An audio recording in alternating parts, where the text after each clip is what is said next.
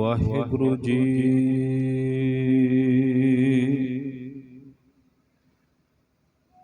ਸਤਨਾਮ ਸ੍ਰੀ Waheguru JIO.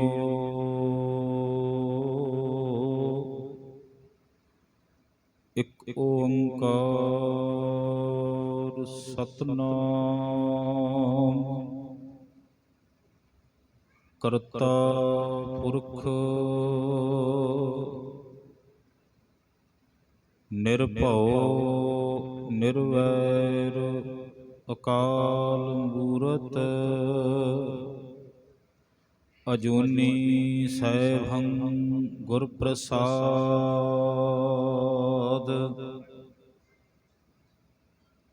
ਜਗ ਔਰ ਨ ਆਹੇ ਮਹਾਤਮ ਮੈਂ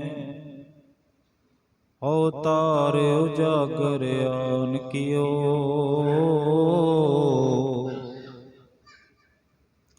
ਜਗ ਔਰ ਨ ਆਹੇ ਮਹਾਤਮ ਮੈਂ ਅਵਤਾਰ ਉਜਾਗਰ ਆਨ ਕਿਓ।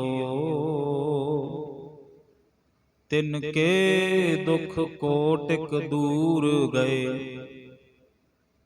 ਮਥੁਰਾ ਜਿਨ ਅੰਮ੍ਰਿਤ ਨਾਮ ਪਿਓ। ਇਹ ਪੱਦਤ ਤੇ ਮਤ ਚੁਕਹਿ ਰੇ ਮਨ ਭੇਦ ਵਿਭੇਦ ਨ ਜਾਣਬਿਓ। ਪਰਤਸ਼ ਹਿਰਦੈ ਗੁਰ ਅਰਜੁਨ ਕੈ ਹਰਿ ਪੂਰਨ ਬ੍ਰਹਮ ਨਿਵਾਸ ਲਿਓ। ਪਰਤਸ਼ ਹਿਰਦੈ ਗੁਰ ਅਰਜੁਨ ਕੈ ਹਰਿ ਪੂਰਨ ਬ੍ਰਹਮ ਨਿਵਾਸ ਲਿਓ। ਜਬ ਲਉ ਨਹੀਂ ਪਾਗ ਲਿਲਾਰ ਉਦੈ ਤਬ ਲਉ ਪ੍ਰਮ ਤੇ ਫਿਰਤੇ ਬਹੁਤਾਇਓ। ਕਲ ਘੋਰ ਸਮੁੰਦਰ ਮੈਂ ਬੂੜਤ ਥੇ ਕਬਹੂ ਮਿਟ ਹੈ ਨਹੀਂ ਰੇ ਪਛੁਤਾਇਓ। ਤਤ ਵਿਚਾਰ ਯਹ ਮਥੁਰਾ ਜਗ ਤਾਰਨ ਕੋ ਅਵਤਾਰ ਬਨਾਇਓ। ਜਪਿਓ ਜਿਨ ਅਰਜੁਨ ਦੇਵ ਗੁਰੂ ਫਿਰ ਸੰਕਟ ਜੋਨ ਗਰਭ ਨ ਆਇਓ। ਤਤ ਵਿਚਾਰ ਯਹ ਮਥੁਰਾ ਜਗ ਤਾਰਨ ਕੋ ਅਵਤਾਰ ਬਨਾਇਓ। ਜਪਿਓ ਜਿਨ ਅਰਜੁਨ ਦੇਵ ਗੁਰੂ ਫਿਰ ਸੰਕਟ ਜੋਨ ਗਰਭ ਨ ਆਇਓ। ਤਰਨ ਗਗਨ ਨਵ ਖੰਡ ਮੈਂ ਜੋਤ ਸਰੂਪੀ ਰਹਿਓ ਭਰ ਭਨ ਮਥੁਰਾ ਕਛ ਭੇਦ ਨਾਹੀ। ਗੁਰ ਅਰਜੁਨ ਪ੍ਰਤਖ ਹਰ ਭਨ ਮਥੁਰਾ ਕਛ ਭੇਦ ਨਾਹੀ। ਗੁਰ ਅਰਜੁਨ ਪ੍ਰਤਖ ਹਰ। ਵਾਹਿਗੁਰੂ ਜੀ ਕਾ ਖਾਲਸਾ ਵਾਹਿਗੁਰੂ ਜੀ ਕੀ ਫਤਿਹ। ਦੀਨ ਦੁਨੀਆ ਦੇ ਮਾਲਕ ਧੰਨ ਧੰਨ ਸਾਹਿਬ ਸ੍ਰੀ ਗੁਰੂ ਗ੍ਰੰਥ ਸਾਹਿਬ ਸੱਚੇ ਪਾਤਸ਼ਾਹ ਜੀ ਦੇ ਪਾਵਨ ਚਰਨਾਂ ਦੇ ਵਿੱਚ ਅੱਜ ਸ਼ਹੀਦਾਂ ਦੇ ਸਿਰਤਾਜ ਸਤਿਗੁਰੂ ਧੰਨ ਸਾਹਿਬ ਸ੍ਰੀ ਗੁਰੂ ਅਰਜਨ ਦੇਵ ਸਾਹਿਬ ਪਾਤਸ਼ਾਹ ਨੂੰ ਚੇਤੇ ਕਰਦੇ ਹਾਂ। ਤਿੰਨਾਂ ਦੀ ਮਾਰਟਿਰਡਮ, ਤਿੰਨਾਂ ਦੀ ਸ਼ਹਾਦਤ ਨੂੰ ਯਾਦ ਕਰਦੇ ਹਾਂ। ਅੱਜ ਆਪਾਂ ਇੱਥੇ ਇਕੱਤਰਤ ਹੋਏ ਹਾਂ। ਸਮਾਂ ਗੁਰੂ ਦੀ ਉਸਤਤ ਕਰਨ ਵਾਸਤੇ ਹਰ ਵਾਰ ਜਦੋਂ ਵੀ ਉਸਤਤ ਕਰਨ ਬੈਠਦੇ ਹਾਂ ਥੋੜ੍ਹਾ ਪੈ ਜਾਂਦਾ ਹੈ, ਪਰ ਜਿੰਨਾ ਵੀ ਸਮਾਂ ਆਪ ਸੰਗਤਾਂ ਦੇ ਜੋੜੇ ਝਾੜਨ ਦੀ ਸੇਵਾ ਕਰਨੀ ਹੈ, ਆਪ ਇੰਨੀ ਰਹਿਮਤ ਕਰਿਓ ਕਿ ਇਕਾਗਰਤਾ ਬਣਾਈ ਰੱਖਿਓ। ਵਿਚਾਰ ਦੇ ਨਾਲ ਆਤਮ ਸਾਰਥ ਹੋ ਕੇ ਚੱਲਣ ਦਾ ਯਤਨ ਕਰਿਓ। ਧੰਨ ਗੁਰੂ ਅਰਜਨ ਦੇਵ ਸਾਹਿਬ ਪਾਤਸ਼ਾਹ ਦੀ ਉਸਤਤ ਦੇ ਵਿੱਚ ਕੁਝ ਬੋਲ ਆਪ ਸੰਗਤਾਂ ਦੇ ਨਾਲ ਸਾਂਝੇ ਕਰ ਸਕਾਂ, ਇਹ ਜੋਦੜੀ ਗੁਰਚਰਨਾਂ ਵਿੱਚ ਕਰਿਓ ਜੀ। ਵਿਚਾਰ ਦੀ ਪ੍ਰਾਰੰਭਤਾ ਤੋਂ ਪਹਿਲੋਂ ਆਪਾਂ ਜੋ ਪੰਥਕ ਰਵਾਇਤ ਹੈ ਸਾਡੀ ਰੂਹਾਨੀ ਰਵਾਇਤ ਇਹ ਹੈ ਕਿ ਜਦੋਂ ਗੁਰੂ ਦੀ ਸੰਗਤ ਵਿੱਚ ਬੈਠੀਏ ਤੇ ਮਨ ਇਕਾਗਰ ਹੋਣਾ ਚਾਹੀਦਾ ਹੈ, ਤੇ ਮਨ ਨੂੰ ਇਕਾਗਰ ਕਰਨ ਵਾਸਤੇ ਸਭ ਤੋਂ ਜ਼ਰੂਰੀ ਹੈ ਗੁਰੂ ਦਾ ਸ਼ਬਦ। ਕਿਉਂਕਿ ਕਵੀ ਜਾਨੇ ਕਹਿੰਦੇ ਨੇ ਕਿ ਚਿਤ ਚਰਨ ਕਮਲ ਕਾ ਆਸਰਾ, ਚਿਤ ਚਰਨ ਕਮਲ ਸੰਗ ਜੋੜੀਐ, ਮਨ ਲੋਚੈ ਬੁਰਿਆਈਆਂ ਗੁਰ ਸ਼ਬਦੀ, ਇਹ ਮਨ ਓੜੀਐ। ਧੰਨ ਗੁਰੂ ਅਰਜਨ ਦੇਵ ਸਾਹਿਬ ਪਾਤਸ਼ਾਹ ਜੀ ਆਪ ਇਹ ਬਾਤ ਆਪਣੀ ਜੀਵਨ ਗਾਥਾ ਦੇ ਵਿੱਚ, ਜਦੋਂ ਅਸੀਂ ਗੁਰਬਿਲਾਸ ਜਾਂ ਗੁਰਪ੍ਰਤਾਪ ਸੂਰਜ ਵਰਗੇ ਗ੍ਰੰਥ ਜਾਂ ਹੋਰ ਗ੍ਰੰਥਾਂ ਦੇ ਮਤਾਲੀਏ ਨੂੰ ਪੜ੍ਹਦੇ ਹਾਂ ਤਾਂ ਉਹਦੇ ਵਿੱਚ ਆਪ ਇਹ ਸਮਝਾਉਂਦੇ ਨੇ ਕਿ ਸ਼ਬਦ ਦਾ ਜਿਹੜਾ ਹੋੜਾ ਹੈਗਾ, ਸ਼ਬਦ ਦਾ ਜਿਹੜਾ ਆਸਰਾ ਹੈ, ਉਹ ਮਨ ਨੂੰ ਟਿਕਾਉਂਦਾ ਹੈ। ਸੋ ਮਨ ਨੂੰ ਸ਼ਬਦ ਦਾ ਆਸਰਾ ਦਈਏ, ਗੁਰ ਸ਼ਬਦ ਦੇ ਨਾਲ ਮਨ ਨੂੰ ਜੋੜਦੇ ਹਾਂ, ਦੋਨੋਂ ਹੱਥ ਜੋੜੀਏ, ਮਨ ਅਤੇ ਬਿਰਤੀ ਕਰਕੇ ਇਕਾਗਰ ਹੋਈਏ, ਰਸਨਾ ਨੂੰ ਪਵਿੱਤਰ ਕਰੀਏ, ਚੌਂਕੜੇ ਮਾਰੀਏ, ਤਾਂ ਕਿ ਜਿੰਨਾ ਕੁ ਸਮਾਂ ਅਸੀਂ ਗੁਰਚਰਨਾਂ ਵਿੱਚ ਬੈਠਣਾ ਹੈ ਉਹ ਸਮਾਂ ਸਾਡਾ ਲੇਖੇ ਵਿੱਚ ਲੱਗ ਜਾਵੇ। ਅਸੀਂ ਜੋ ਗੁਰਚਰਨਾਂ ਵਿੱਚ ਹਾਜ਼ਰੀ ਭਰ ਰਹੇ ਹਾਂ, ਹਾਜ਼ਰੀ ਸਾਡੀ ਪ੍ਰਵਾਨ ਹੋ ਜਾਵੇ। ਫਤਿਹ ਦੀ ਸਾਂਝ ਪਾਉਣ ਤੋਂ ਪਹਿਲਾਂ ਯਕ ਆਵਾਜ਼ ਸੁਰਤੀ ਨੂੰ ਇਕਾਗਰ ਕਰਦਿਆਂ ਪ੍ਰਭੂ ਚਰਨਾਂ ਦੇ ਵਿੱਚ ਧਿਆਨ ਨੂੰ ਟਿਕਾਉਂਦਿਆਂ ਸਾਰੇ ਬੋਲੋ ਸਤਨਾਮ ਸ੍ਰੀ, ਸਤਨਾਮ ਸ੍ਰੀ। ਵਾਹਿਗੁਰੂ ਜੀ ਕਾ ਖਾਲਸਾ, ਵਾਹਿਗੁਰੂ ਜੀ ਕੀ ਫਤਿਹ। ਧੰਨ ਗੁਰੂ ਅਰਜਨ ਦੇਵ ਸਾਹਿਬ ਪਾਤਸ਼ਾਹ ਗੁਰੂ ਨਾਨਕ ਦੀ ਵਿਚਾਰਧਾਰਾ ਦੇ 5ਵੇਂ ਵਾਰਸ ਨੇ, ਜਿਨ੍ਹਾਂ ਨੂੰ ਯਾਦ ਕਰਨ ਵਾਸਤੇ ਅਸੀਂ ਬੈਠੇ ਹਾਂ। ਗੁਰੂ ਸਾਹਿਬ ਦੀਆਂ ਬੜੀਆਂ ਅਪਾਰ ਬਖਸ਼ਿਸ਼ਾਂ ਸਾਡੇ ਉੱਤੇ ਹਨ, ਗੁਰੂ ਅਰਜਨ ਦੇਵ ਸਾਹਿਬ ਪਾਤਸ਼ਾਹ ਦੀਆਂ। ਅੱਜ ਉਹਨਾਂ ਦੀਆਂ ਰਹਿਮਤਾਂ, ਕੁਝ ਬਖਸ਼ਿਸ਼ਾਂ ਦਾ ਜ਼ਿਕਰ ਕਰਨਾ ਆ। ਕੁਝ ਕੁ ਮੈਂ ਬਾਤਾਂ ਜਿਹੜੀਆਂ ਰਵਾਇਤੀ ਰੂਪ ਦੇ ਵਿੱਚ ਕਥਾ ਵਾਰਤਾ ਵਿੱਚ ਹੁੰਦੀਆਂ ਨੇ, ਸਤਿਗੁਰਾਂ ਦੀ ਸ਼ਹਾਦਤ ਦੇ ਕੁਝ ਕਾਰਨ, ਜਿਸ ਤਰ੍ਹਾਂ ਚੰਦੂ ਨੂੰ ਅਸੀਂ ਇੱਕ ਮੁੱਖ ਕਾਰਨ ਮੰਨਦੇ ਹਾਂ, ਜਾਂ ਪਿਰਥੀ ਚੰਦ ਨੂੰ ਇੱਕ ਕਾਰਨ ਮੰਨਿਆ ਜਾਂਦਾ ਹੈ। ਇਤਿਹਾਸ ਦੀ ਕੁਝ ਗਹਿਰੀ ਖੋਜ ਸਾਡੇ ਤੋਂ ਹੋ ਨਾ ਸਕੀ, ਇਤਿਹਾਸਕ ਸਰੋਤਾਂ ਨੂੰ ਅਸੀਂ ਉਹਨਾਂ ਵਾਚ ਨਾ ਸਕੇ, ਪੜ੍ਹ ਨਾ ਸਕੇ। ਇਸ ਕਰਕੇ ਗੁਰੂ ਅਰਜਨ ਦੇਵ ਜੀ ਦੇ ਨਾਲ ਸੰਬੰਧਿਤ ਸਮੱਗਰੀ ਸਾਡੇ ਕੋਲ ਬਹੁਤ ਘੱਟ ਹੈ। ਬਸ ਕੁਝ ਕੁ ਸਰੋਤ ਨੇ, ਜਿਸ ਤਰ੍ਹਾਂ ਗੁਰਪ੍ਰਤਾਪ ਸੂਰਜ, ਤਵਾਰੀਖ ਗੁਰੂ ਖਾਲਸਾ ਜਾਂ ਪ੍ਰਿੰਸੀਪਲ ਸਤਬੀਰ ਸਿੰਘ ਨੇ ਉਹਨਾਂ ਹੀ ਸਰੋਤਾਂ ਦੀ ਵਿਆਖਿਆ ਕੀਤੀ ਹੈ। ਜਾਂ ਦੋ ਪਰਸ਼ੀਅਨ ਤੇ ਅਰਬੀ ਦੇ ਸਰੋਤ ਨੇ, ਤੋਜ਼ਕੇ ਜਹਾਂਗੀਰੀ ਤੇ ਦਬਿਸਤਾਨੇ ਮਜ਼ਾਹਬ। ਤੋਜ਼ਕੇ ਜਹਾਂਗੀਰੀ, ਜਹਾਂਗੀਰ ਨੇ ਆਪ ਆਪਣੇ ਰੋਜ਼ਨਾਮ 'ਚ ਜਿਹੜੇ ਲਿਖੇ ਨੇ ਉਹ ਹੈ, ਜਿਹਦੇ ਵਿੱਚ ਬਾਅਦ ਵਿੱਚ ਕੁਝ ਸਮੱਸਿਆ ਇਹ ਆਈ ਕਿ ਉਹਦੇ ਵਿੱਚ ਇੰਟਰਫੇਅਰਨੈਸ ਹੋਈ ਹੈ, ਕੋਈ ਦਖਲਅੰਦਾਜ਼ੀ ਹੋਈ ਹੈ। ਦੂਜਾ ਸਰੋਤ ਹੈ ਮੁਹੰਮਦ ਮੂਬਿਦ ਜ਼ੁਲਫਕਾਰ ਅਰਦਸਤਾਨੀ, ਜਿਹਨੂੰ ਮੋਹਸਨ ਫਾਨੀ ਕਹਿੰਦੇ ਆ। ਉਹਨਾਂ ਦਾ ਇੱਕ ਹੋਰ ਸਰੋਤ ਹੈਗਾ ਜਿਹਨੂੰ ਅਸੀਂ ਕਹਿੰਦੇ ਆ ਦਬਿਸਤਾਨੇ ਮਜ਼ਾਹਬ। ਇਹਨਾਂ ਸਰੋਤਾਂ ਦੇ ਵਿੱਚ ਗੁਰੂ ਸਾਹਿਬ ਦੀ ਸ਼ਹਾਦਤ ਦਾ ਜ਼ਿਕਰ ਆਉਂਦਾ ਹੈ। ਹੋਰ ਥਾਵਾਂ ਤੇ ਸ਼ਹਾਦਤ ਦਾ ਜ਼ਿਕਰ ਉਸ ਤਰ੍ਹਾਂ ਨਹੀਂ ਆਉਂਦਾ ਜਿਵੇਂ ਉਸ ਸ਼ਹਾਦਤ ਨੂੰ ਯਾਦ ਕੀਤਾ ਜਾਣਾ ਚਾਹੀਦਾ ਸੀ। ਇਸ ਕਰਕੇ ਅਸੀਂ ਉਸ ਸ਼ਹਾਦਤ ਦੇ ਪਰਪਸ ਨੂੰ ਠੀਕ ਢੰਗ ਨਾਲ ਨਾ ਸਮਝ ਸਕੇ, ਕਿਉਂਕਿ ਕੁਝ ਲੋਕ ਤਾਂ ਇਹਦਾ ਕਾਰਨ ਇੰਨਾ ਕੀ ਦੱਸਦੇ ਨੇ ਕਿ ਰਿਸ਼ਤਾ ਨਹੀਂ ਲਿਆ ਗਿਆ ਜੀ ਚੰਦੂ ਦੀ ਲੜਕੀ ਦਾ, ਤੇ ਇੱਥੋਂ ਹੀ ਗੱਲ ਸਾਰੀ ਵਿਗੜ ਗਈ। ਕੁਝ ਲੋਕ ਇਹ ਦੱਸਦੇ ਨੇ ਕਿ ਘਰੋਗੀ ਝਗੜਾ, ਜਿਹਦੇ ਵਿੱਚ ਬਾਬਾ ਪਿਰਥੀ ਚੰਦ ਜਿਹੜਾ ਗੁਰਤਾ ਗੱਦੀ ਨੂੰ ਆਪਣੀ ਨਿੱਜੀ ਵਸੀਅਤ ਸਮਝਦਾ ਸੀਗਾ, ਉਹਦੀ ਜਿਹੜਾ ਹੈਗਾ ਈਰਖਾ। ਪਰ ਮੈਂ ਕੁਝ ਕੁ ਬਾਤਾਂ ਹੋਰ ਨਵੀਆਂ ਤੁਹਾਡੇ ਨਾਲ ਹਨ ਤਾਂ ਪੁਰਾਤਨੀ, ਪਰ ਕੁਝ ਚੀਜ਼ਾਂ ਜਿਹੜੀਆਂ ਨੇ ਖੋਜ ਦੇ ਅਧੀਨ ਸਨ, ਉਹ ਕੁਝ ਤੁਹਾਡੇ ਨਾਲ ਸਾਂਝੀਆਂ ਕਰਨੀਆਂ ਨੇ। ਧੰਨ ਗੁਰੂ ਅਰਜਨ ਦੇਵ ਸਾਹਿਬ ਪਾਤਸ਼ਾਹ ਨੂੰ ਯਾਦ ਕਰਦਿਆਂ ਕੁਝ ਕੁ ਉਹਨਾਂ ਦੀ ਉਸਤਤ ਵੀ ਕਰ ਲਵਾਂਗੇ। ਤੇ ਜਦੋਂ ਉਸਤਤ ਦੀ ਗੱਲ ਚੱਲਦੀ ਹੈ ਤਾਂ ਗੁਰੂ ਅਰਜਨ ਦੇਵ ਸਾਹਿਬ ਪਾਤਸ਼ਾਹ ਦੀ ਜਿਹੜੀ ਉਸਤਤ ਅਤੇ ਵਡਿਆਈ ਹੈ, ਉਹ ਗੁਰੂ ਗ੍ਰੰਥ ਸਾਹਿਬ ਦੇ ਵਿੱਚ ਭੱਟ ਸਾਹਿਬਾਨ ਦੇ ਸਵਈਆਂ ਤੋਂ ਬਿਨਾਂ ਹੋਰ ਕਿਸੇ ਵੀ ਗ੍ਰੰਥ ਵਿੱਚ ਉਸ ਪੱਧਰ ਦੀ ਨਹੀਂ ਮਿਲਦੀ ਜਿਸ ਤਰ੍ਹਾਂ ਦੀ ਸਵਈਆਂ ਨੇ ਉਸਤਤ ਕੀਤੀ। ਸਵਈਆਂ ਦੇ ਵਿੱਚ ਵੀ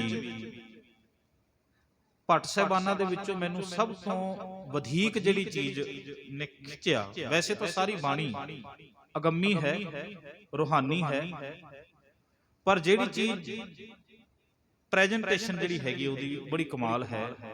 ਬਿਲਕੁਲ ਅੰਤਲੇ ਸਵਈਏ ਜਿਨ੍ਹਾਂ ਵਿੱਚ ਸਪਸ਼ਟ ਰੂਪ ਵਿੱਚ ਨਿਰੋਲ ਗੁਰੂ ਅਰਜਨ ਦੇਵ ਜੀ ਦੀ ਉਸਤਤ ਕੀਤੀ ਗਈ ਹੈ। ਉਂਝ ਤਾਂ ਸੱਤੇ ਅਤੇ ਬਲਵੰਡ ਨੇ ਵੀ ਜਿਹੜੀ ਵਾਰ ਹੈ ਰਾਮਕਲੀ ਕੀ, ਉਹਦੇ ਵਿੱਚ ਵੀ ਗੁਰੂ ਸਾਹਿਬ ਦੀ ਉਸਤਤ ਕੀਤੀ, ਜਿਹਨੂੰ ਅਸੀਂ ਟਿੱਕੇ ਕੀ ਵਾਰ ਕਹਿੰਦੇ ਹਾਂ। 963 ਅੰਗ ਤੇ ਮੈਂ ਨਾ ਭੁੱਲਾਂ ਤੇ ਸ਼ਾਇਦ 63 64 ਇਸ ਅੰਗ ਦੇ ਉੱਤੇ ਹੈ। ਧੰਨ ਗੁਰੂ ਅਰਜਨ ਦੇਵ ਸਾਹਿਬ ਪਾਤਸ਼ਾਹ ਦੀ ਸਭ ਤੋਂ ਵਧੇਕ ਜਿਹੜੀ ਬਿਲਕੁਲ ਨਿਰੋਲ ਉਸਤਤ ਕੀਤੀ ਗਈ ਹੈ, ਉਹ ਉਸਤਤ ਹੈ ਲਗਭਗ 1408-9 ਅੰਗ ਦੇ ਉੱਤੇ।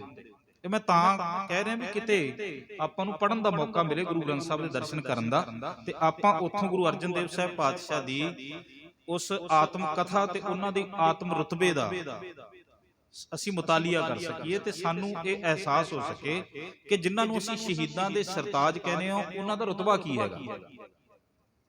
ਕਿਉਂਕਿ ਅਸੀਂ ਇਕੱਠੇ ਕਿਸੇ ਆਮ ਗੱਲ ਤੇ ਨਹੀਂ ਹੋ ਸਕਦੇ। ਮਨੁੱਖਤਾ ਜਦੋਂ ਇਕੱਠੀ ਹੁੰਦੀ ਹੈ, ਕਿਸੇ ਵੱਡੀ ਬਾਤ ਤੇ ਇਕੱਠੀ ਹੁੰਦੀ ਹੈ। ਜਦੋਂ ਕਿਸੇ ਦਾ ਜਿਹੜਾ ਮੈਂ ਪਿਛਲੇ ਸਮੇਂ ਜਦੋਂ ਆਇਆ ਸੀ, ਉਦੋਂ ਇੱਕ ਸ਼ੇਰ ਮੌਲਾਨਾ ਇਕਬਾਲ ਦਾ ਮੈਂ ਸਾਂਝਾ ਕੀਤਾ ਸੀ ਕਿ ਦਾਦ ਦੇਤੀ ਹੈ गर्दिशे दौरां और जिंदगी भी एहतराम करती है, इश्क जब हद से गुजरता है तो मौत भी झुककर सलाम करती।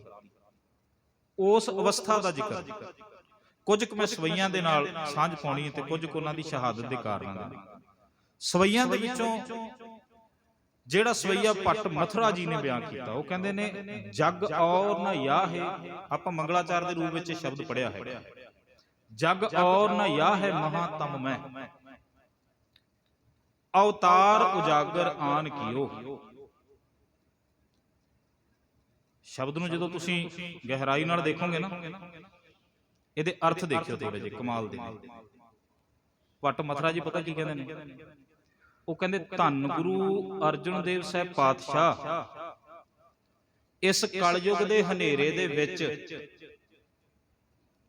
ਤੁਹਾਡੇ ਵਰਗਾ ਹੋਰ ਦਿਖਾਈ ਨਹੀਂ ਦਿੰਦਾ। ਜਗ ਔਰ ਨਾ ਯਾ ਹੈ ਮਹਾਤਮ ਮੈਂ, ਤਮ ਸੰਸਾਰ ਜਿਹਨੂੰ ਅਸੀਂ ਕਹਿੰਦੇ ਆ, ਤਮੋ ਗੁਣੀ। ਤਮ ਦਾ ਅਰਥ ਹੁੰਦਾ ਵੈਸੇ ਹਨੇਰਾ। ਤਿੰਨ ਤਰ੍ਹਾਂ ਦੇ ਗੁਣ ਪਾਏ ਜਾਂਦੇ ਨੇ, ਇੱਕ ਸਤੋ ਗੁਣ, ਇੱਕ ਰਜੋ ਗੁਣ ਤੇ ਇੱਕ ਹੁੰਦਾ ਹੈਗਾ ਤਮੋ ਗੁਣ। ਤਮੋ ਗੁਣ ਦਾ ਅਰਥ ਹੈ ਜਿਹੜੇ ਲੋਕ ਹਨੇਰੇ ਵਿੱਚ ਜੀਵਨ ਜਿਉ ਰਹੇ ਨੇ, ਜਿਹੜੇ ਤੁਰਨਾ ਭੁੱਲ ਗਏ ਨੇ, ਕਿਉਂਕਿ ਰੁਕਾਵਟ ਸਭ ਤੋਂ ਵੱਧ ਹੁੰਦੀ ਹੈ ਹਨੇਰੇ ਦੀ, ਤੇ ਡਰ ਵੀ ਸਭ ਤੋਂ ਵੱਧ ਕਿਹੜੀ ਚੀਜ਼ ਦਾ ਹੁੰਦਾ? ਹਨੇਰੇ ਦਾ। ਜਿਹੜੀਆਂ ਚੀਜ਼ਾਂ ਸਾਨੂੰ ਦਿਨ ਦੇ ਵਕਤ ਬਿਲਕੁਲ ਆਪਣੀਆਂ ਲੱਗਦੀਆਂ ਨੇ, ਹਨੇਰੇ ਵਿੱਚ ਉਹੀ ਚੀਜ਼ਾਂ ਡਰਾਉਣੀਆਂ ਹੋ ਜਾਂਦੀਆਂ। ਸਾਡੇ ਤਾਂ ਅਸੀਂ ਪੰਜਾਬੀ ਦੇ ਵਿੱਚ, ਕਿਉਂਕਿ ਜਿਹੜਾ ਪੂਰੇ ਦਾ ਪੂਰਾ ਡਾਇਸਪੋਰਾ ਜਿਹੜਾ ਸਾਡਾ ਖਿੱਤਾ ਹੈਗਾ, ਇਹ ਬਿਲਕੁਲ ਜਿਹੜਾ ਹੈਗਾ ਅਸੀਂ ਇਹਨੂੰ ਕਹਿ ਦਈਏ ਵੀ ਰੂਰਲ ਬੈਲਟ ਹੈਗੀ ਹੈ, ਪੇਂਡੂ ਖਿੱਤਾ ਹੈਗਾ। ਤੇ ਸਾਡੇ ਤਾਂ ਬਜ਼ੁਰਗ ਜਿਹੜੇ ਇਹ ਗੱਲਾਂ ਅਕਸਰ ਕਰਦੇ ਹੁੰਦੇ ਨੇ, ਉਹ ਕਹਿੰਦੇ ਵੀ ਰਾਤ ਦਾ ਜਦੋਂ ਵਕਤ ਹੋਵੇ, ਹਨੇਰਾ ਹੋਵੇ, ਤੇ ਅੱਕਾਂ ਦੇ ਬੂਟੇ ਵੀ ਜਿਹੜੇ ਨੇ ਉਹ ਡਰਾਉਣੇ ਪ੍ਰਤੀਤ ਹੁੰਦੇ ਨੇ, ਉਹਨਾਂ ਦੇ ਵਿੱਚੋਂ ਵੀ ਖੌਫ ਪੈਦਾ ਹੁੰਦਾ ਹੈ। ਹਾਲਾਂਕਿ ਸਾਡੇ ਜਿਹੜਾ ਹੈਗਾ ਇਸ ਖਿੱਤੇ ਦੇ ਵਿੱਚ ਅੱਕ ਦੀ ਕੋਈ ਬਹੁਤੀ ਕੀਮਤ ਨਹੀਂ ਹੈਗੀ, ਜਿਹਦੀ ਬਿਲਕੁਲ ਹੀ ਕੋਈ ਕੀਮਤ ਨਹੀਂ, ਹਨੇਰੇ ਵਿੱਚ ਉਹ ਵੀ ਵੱਡਾ ਡਰਾਵਨਾ ਰੂਪ ਧਾਰਨ ਕਰ ਲੈਂਦਾ।